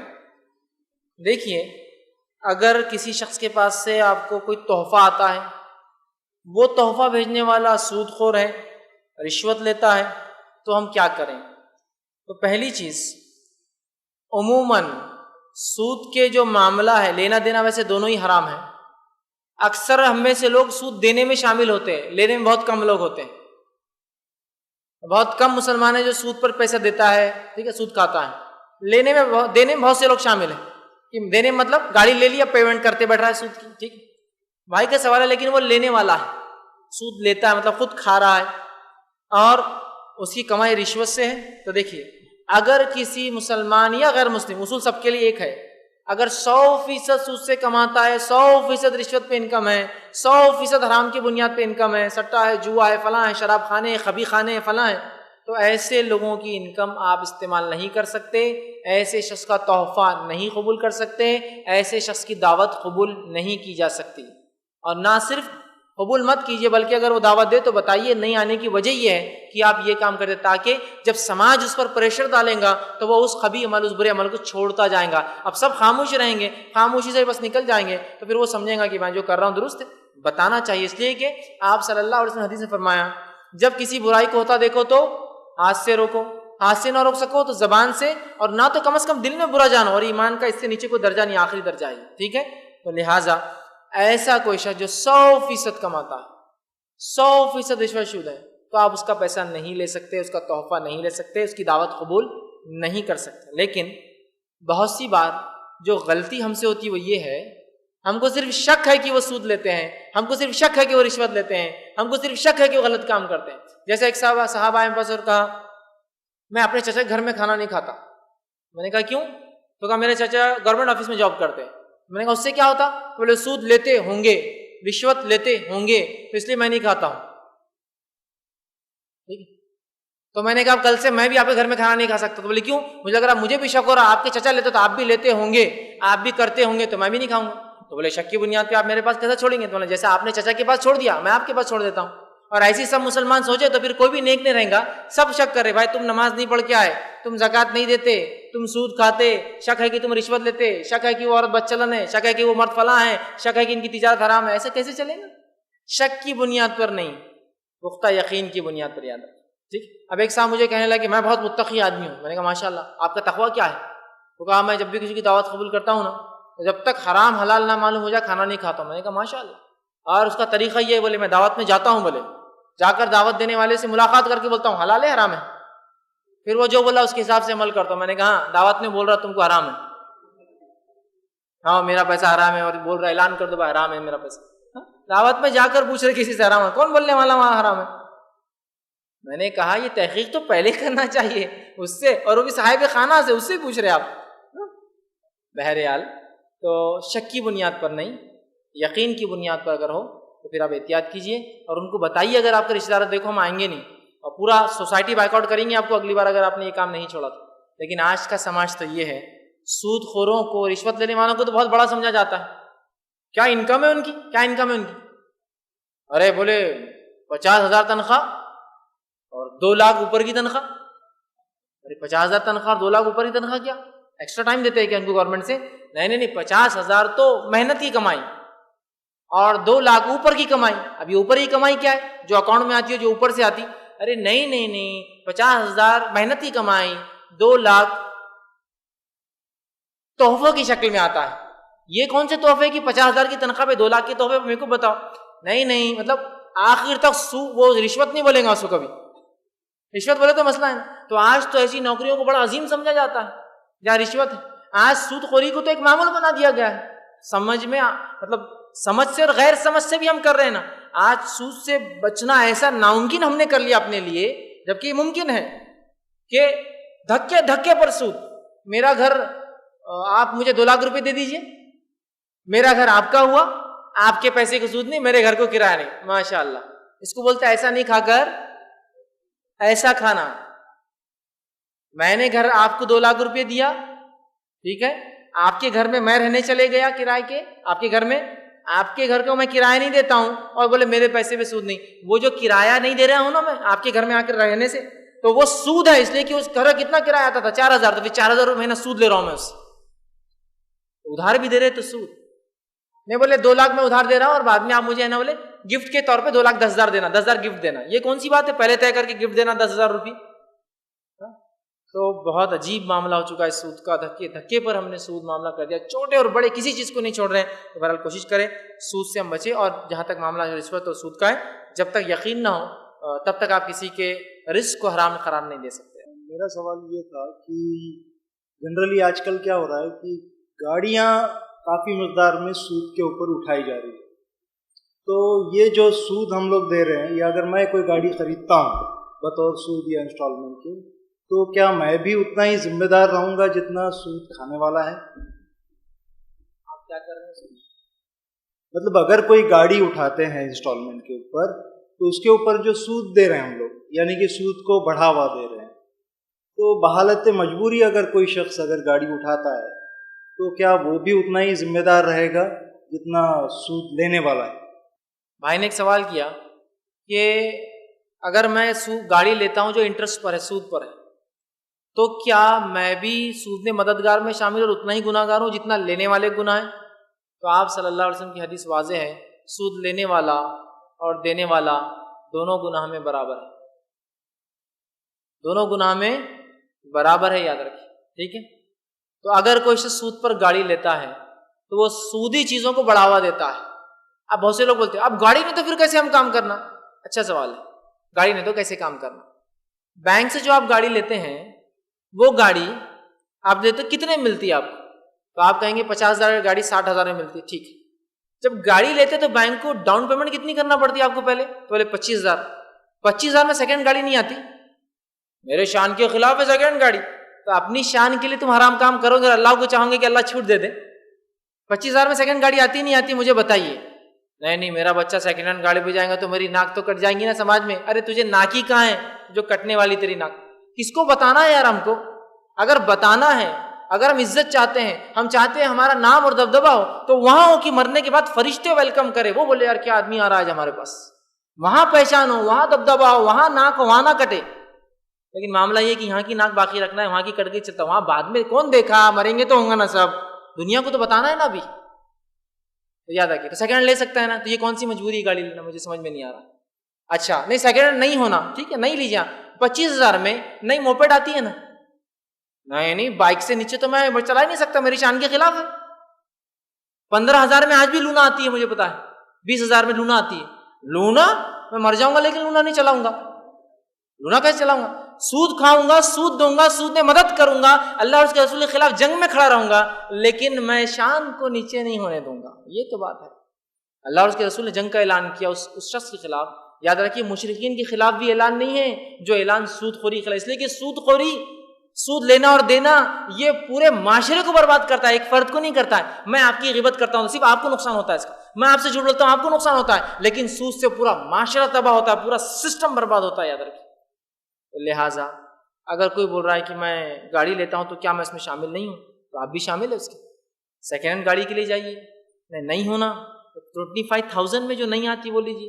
نہیں بھائی ہمارا بینک تو ڈاؤن پیمنٹ ہی نہیں لیتا، فری گاڑی دے دیتا، اب کیا کرنا؟ ٹھیک ہے تو آپ پیسے جمع کیجیے، ہینڈ لون لے کے کیجیے، لیکن میں وہاں جانے کی اجازت نہیں دوں گا۔ اور جس نے بھی، یاد رکھے اللہ نے فرمایا قرآن میں، جو اللہ کی راہ میں کوشش کرتا ہے اللہ اس کے لیے راستے آسان کرتا ہے، کر کے تو دیکھیے اللہ انشاءاللہ راستے آسان کرتا ہے۔ لیکن ہمارا معاملہ کیا ہو نہیں سکتا، طے کر لیا نا آپ نے تو اب نہیں ہو سکتا، لیکن آپ جب کہیں گے میں کر دکھاؤں گا تو اللہ کی مدد شامل ہوں گی، اور انشاءاللہ عزیز آپ کچھ نہ کچھ حد تک کامیابی کی طرف بڑھیں گے، اور یہ سود کی لعنت سے جو ہم بچیں گے۔ تو لہٰذا سود پر وہ گاڑی لینا وہ شریعتاً جائز نہیں ہوگا، اس کے لیے مجبوری ہے تو مجبوری کا حل میں دے رہا ہوں۔ سیکنڈ ہینڈ گاڑی ہے، نئی گاڑی اس رینج کی لیجیے، ہینڈ لون لیجیے۔ اب لوگ بھی جو ہے کوشش کرے کہ جو ہے اپنے بھائیوں کو کچھ مدد کرے، ٹھیک مدد کرے، اور بھائیوں کے لیے بھی ضروری ہے کوئی مدد کرے تو ٹائم پر پیسے واپس دے، ورنہ لینے والوں نے جب نہیں دیا تو دینے والوں نے ہاتھ بند کر دیا، ٹھیک ہے۔ تو بہرحال کوشش کریں وہ دے، اور کسی کو اگر کوئی شخص ادھار دیتا ہے تو اس کو 18 گنا ثواب زیادہ ملتا ہے، معلوم آپ کو صدقے کے مقابلے میں 18 ٹائمز کوشش کرے کہ ادھار دے۔ اور ایک روایت میں جب کوئی بھائی کسی کو ادھار دیتا ہے اور جب وہ مانگنے جاتا ہے اس سے اور وہ بھائی مجبور ہو جاتا ہے، اس دینا چاہتا ہے لیکن وہ اس وقت مینیج نہیں کر پاتا اماؤنٹ، اور وہ کہتا ہے میرے بھائی میں آج نہیں کر پایا، وعدہ تو تھا میں کل دوں گا، یا اور مہلت دو 10 دن یا کچھ دن، تو رسول اللہ فرماتے جب تک وہ تم اس کو مہلت دیتے ہو ہر روز اتنا پیسہ صدقہ کرنے کا ثواب ملتا ہے۔ سمجھ رہے آپ؟ لیکن یہ حدیث کا ہرگز معنی نہیں آپ کسی سے ادھار لے اور کوئی مانگنے آئے تو کہہ رہے تم کو ثواب ملے گا نا 1 لاکھ کا، کب جاؤ اب میں 1 مہینے بعد دوں گا، آپ جاؤ 1 سال بعد دوں گا، اس لیے کہ 365 ضرب 1 لاکھ بولے تو تم کو تو کتنے کروڑوں کا ثواب مل جا رہا، جاؤ لو۔ نہیں، اس کا مطلب ہے کہ وہ بھائی کوشش کرتا ہے دینے کی لیکن نہیں دے پاتا ہے، وہ شخص کو کہتا ہے بھائی میں مجبور ہوں آپ کو نہیں دے پا رہا ہوں، تو اللہ کے رسول فرماتے اس کو ہر روز اتنے پیسے صدقے کرنے کا ثواب ملتا ہے، اور ویسے ہی خرچ دینے کا ثواب 18 گنا زیادہ ہے۔ کتنی بات ہے، تو بہرحال دینے والے دے اللہ نے دے رکھا ہے، اور لینے والے لیکن واپس دینے کی کوشش کریں، تو سماج میں پھر روٹیشن چلتا رہے گا منی کا اور تمام چیزیں ہوں گی۔ اللہ سبحانہ تعالیٰ ہمیں سود کی لعنت سے بہرحال ہماری حفاظت فرمائے۔ السلام علیکم، ہمارا نام سبت اللہ ہے۔ ہمارا سوال یہ ہے کہ جو مجبوری میں بولتے ہیں سود لے سکتے کر کے، ان کو بتائے کہ سود حرام ہے، اللہ نے اس کے ساتھ اللہ اور اس کے رسول کے ساتھ جنگ کرنے کے برابر ہے، تو وہ بتاتے ہیں کہ ہندوستان کفرستان ہے، تم نے جو شرٹ پہنی یہ بھی سود کا ہے، بولتے ہیں جو کمپنی ڈریس بناتی ہے سود کا ویسا۔ بھائی نے ایک اچھا سوال کیا کہ جب ہم کسی کو بولتے ہیں سود حرام ہے تو کہتا ہے ہندوستان دارالکفر ہے، دارالحرب ہے، تو لہٰذا ہم لے سکتے ہیں اور کر سکتے ہیں، سود پہ چیزیں لے سکتے ہیں۔ سب سے پہلی چیز، ایسی کوئی صحیح حدیث موجود نہیں ہے جس میں کوئی رسول اللہ صلی اللہ علیہ وسلم کا کوئی قول یا صحابہ سے کوئی روایت یا کوئی آثار ثابت ہو کہ دارالحرب میں سود لیا جا سکتا ہے، کوئی روایت ثابت نہیں ہے۔ جو ایک روایت امام شافعی نے نقل کی تھی، بعد میں آپ نے خود اس کو موضوع قرار دے دیا، لیکن امت لے کر بیٹھ گئی دارالحرب میں سود حلال ہے۔ امام شافعی نقل کی تھی، بعد میں آپ نے جرح کی اور کہا یہ روایت موضوع، سمجھتے آپ، جھوٹی روایت ہے، سمجھ رہے آپ؟ اب آئیے تھوڑا سا، اگر وہ جھوٹی روایت کے بنیاد پہ بھی کچھ لوگ بولتے ہیں حدیث ہے نا، بس ہمارے لیے کافی، چلیے آگے بڑھتے ہیں۔ دارالحرب کہتے کس کو ہے، تھوڑا سا وہ ڈیفائن کر لیں۔ حرب کا معنی عربی میں ہوتا ہے جنگ، جیسا کہ یہ جو آیت تھی نا سود کی، حرب من اللہ ورسولہ، یہ جنگ کا اعلان کرتے ہیں اللہ اور اس کے رسول سے، جنگ، ٹھیک۔ دارالحرب کا معنی ہوتا ہے مسلمان اور کافروں میں جنگ ہو۔ ہندوستان دارالحرب نہیں، دارالامن ہے، یہ دارالسلام تو نہیں ہے، شریعت تو نہیں ہے یہاں، لیکن دارالامن ہے۔ دارالامن اس علاقے کو کہتے ہیں جب مسلمانوں کو اپنے دین پر کھلی آزادی ہے اسلام پر عمل کرنے کی، وہ دارالامن۔ جیسے مدینہ دارالسلام تھا رسول اللہ کے زمانے میں، جو لوگ معاف کرنا ہجرت سے بعد دارالسلام تھا، امن کا شہر جہاں اسلامی حکومت نافذ تھی، اور ہجرت سے پہلے جو لوگ جشا گئے تھے، حبش گئے تھے، ان کے لیے حبشہ دارالامن تھا، اسلامی شریعت تو نہیں تھی، چونکہ نجاشی عیسائی تھا، بعد میں اسلام قبول کیا تھا لیکن اس کی حکومت عیسائی تھی، ٹھیک ہے، لیکن مسلمان اپنے اسلام پر عمل کر سکتے تھے، دارالامن تھا۔ ہندوستان دارالامن ہے تو دارالحرب کی وہ حدیث یہاں لاگو بھی نہیں ہوتی، ایک تو جھوٹی ہے اور لاگو بھی نہیں ہوتی، ٹھیک ہے۔ تو لہٰذا یہ حدیثوں کو بہانہ بنا کر یا ان اقوال کو بہانہ بنا کر کوئی دلیل نہ بنائے۔ اور میں آپ سے سوال کرتا ہوں، دارالحرب میں زنا حلال ہے کیا؟ دارالحرب میں چوری حلال ہے کیا؟ دارالحرب میں جھوٹ بولنا حلال ہے کیا؟ بولیے نا۔ جب اتنا سب نہیں ہے تو اتنا سنگین جرم کیسے اجازت ملیں گے کہ دارالحرب میں سود حلال ہے؟ اتنا سنگین جرم جب یہ حلال نہیں تو وہ کیسے ہو سکتا ہے نا؟ تو بہرحال یہ روایت درست نہیں ہے، یہ اقوال درست نہیں ہے، اور الحمدللہ جہاں تک میرا علم ہے کسی مکتب فکر نے ایسی چیز کو حلال ہونے کا اور ہندوستان دارالحرب کے حلال ہونے کا فتویٰ نہیں دیا۔ ہاں چھوٹے موٹے لوگ بول لیتے ہیں، الگ بات ہے، لیکن آپ بڑے علماء سے رجوع کیجئے، کسی نے بھی میں جانتا ہوں فتویٰ اس طرح کا نہیں دیا۔ السلام علیکم۔ تم جو ڈونیشن لیتے تو اس کا اپنا کیسا معلوم پڑتا اس کا سود کا ہے کیا، اس کا بزنس کیا ہے، تم تحقیق کرتے کہ اس کی؟ بھائی نے ایک سوال کیا کہ جب ڈونیشن لیا جاتا ہے تو ہم اسی کیا تحقیق کرتے ہیں کہ وہ شخص کیسا دے رہا ہے اور کیا کر رہا ہے؟ تو دیکھیے، جب عامہ مطلب جس کو عام اس کا مفاد ہو، جیسے امت مسلمہ کا عام مفاد ہو، جس کے تحت کوئی چندہ یا ڈونیشن جمع کیا جائے، اور اگر کسی شخص کو سامنے والا نہیں پہچانتا ہے تو شریعت یہ کہتی ہے کہ اس نے ظن رکھ کر وہ چیز لی جا سکتی ہے۔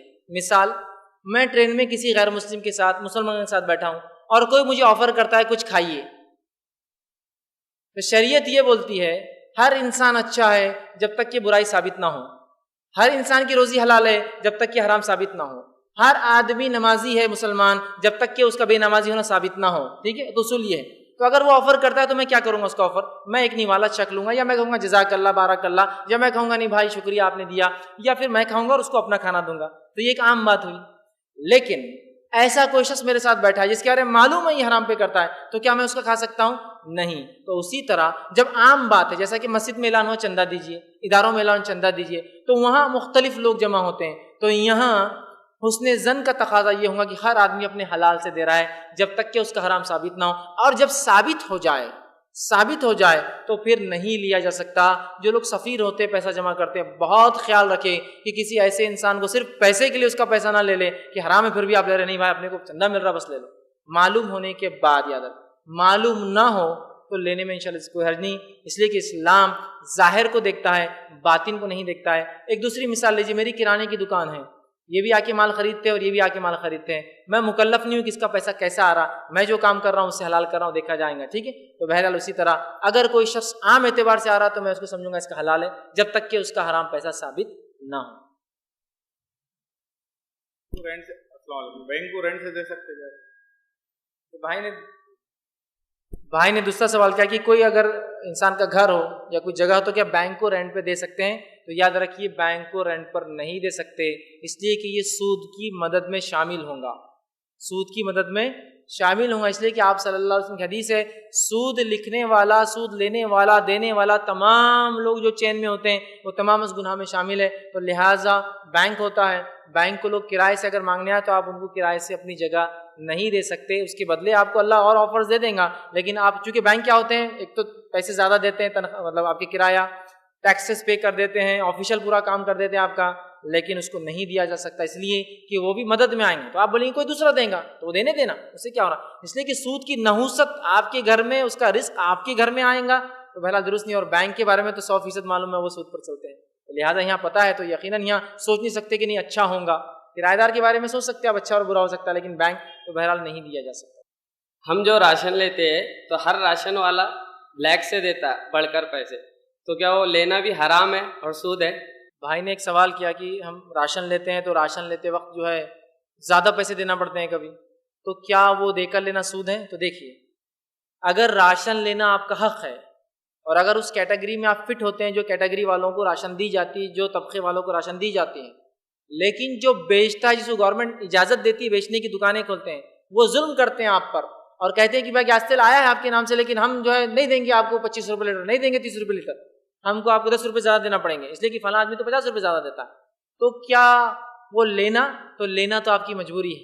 تو انشاءاللہ عزیز آپ دیتے وقت کراہت محسوس کرے، اللہ میں مجبوراً اس کو زیادہ پیسہ دے رہا ہوں، میرا مقصد نہیں لیکن میں مجبور ہوں، میرا حق ہے، یہ میرا دے نہیں رہا ہے، تو یہ الگ بات ہے، لیکن لینے والے کے لیے حرام ہے وہ پیسہ، ہر شکل میں حرام ہے۔ بہت سے لوگ ہوتے ہیں راشن کی دکانیں کھول لیتے ہیں، گیس تیل کہاں جا رہا؟ ٹرک والے کے پاس، شکر کہاں جا رہی؟ کرانے کی دکان والے سے ٹائی اپ، چاول کہاں جا رہا؟ فلاں کے پاس، صرف ردی گیہوں اور ردی باجری جو جواری لا کے رکھ دیتے ہیں، ردی خراب والی سب سے، اور وہ بیچاری پبلک کو دیتے ہیں۔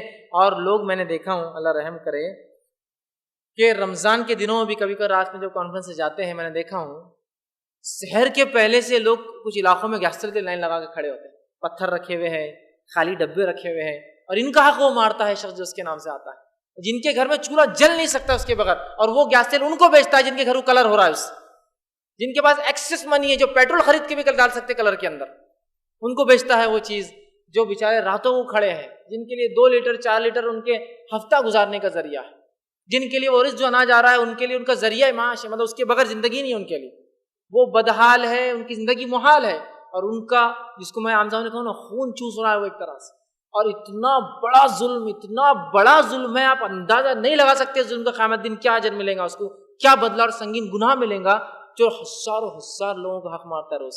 400 لیٹر آ رہا ہے گیس تیل، کہاں جا رہا ہے 400 لیٹر؟ یہاں 100 لیٹر بیچتا ہے، 300 لیٹر جو بلیک میں جاتا ہے، یہ کس کا تھا؟ ان غریبوں کا۔ کون جواب دے اس کے لیے؟ کیا آپ کو لگتا ہے اتنے آسانی سے چھوٹ جاؤں گے؟ یہ دنیا میں بھی کالا بازاری ہے، اور آخرت کے دن بہت کالا انجام ہوگا ایسے لوگ، چونکہ جہنم اندھیری چیز ہے، یاد رکھیے، اس لیے میں کالا لفظ استعمال کر رہا ہوں، بہت بری چیز ہے، تو بندوں کے حق میں یاد رکھیے کبھی یہ غلطی مت ہونے دیجیے۔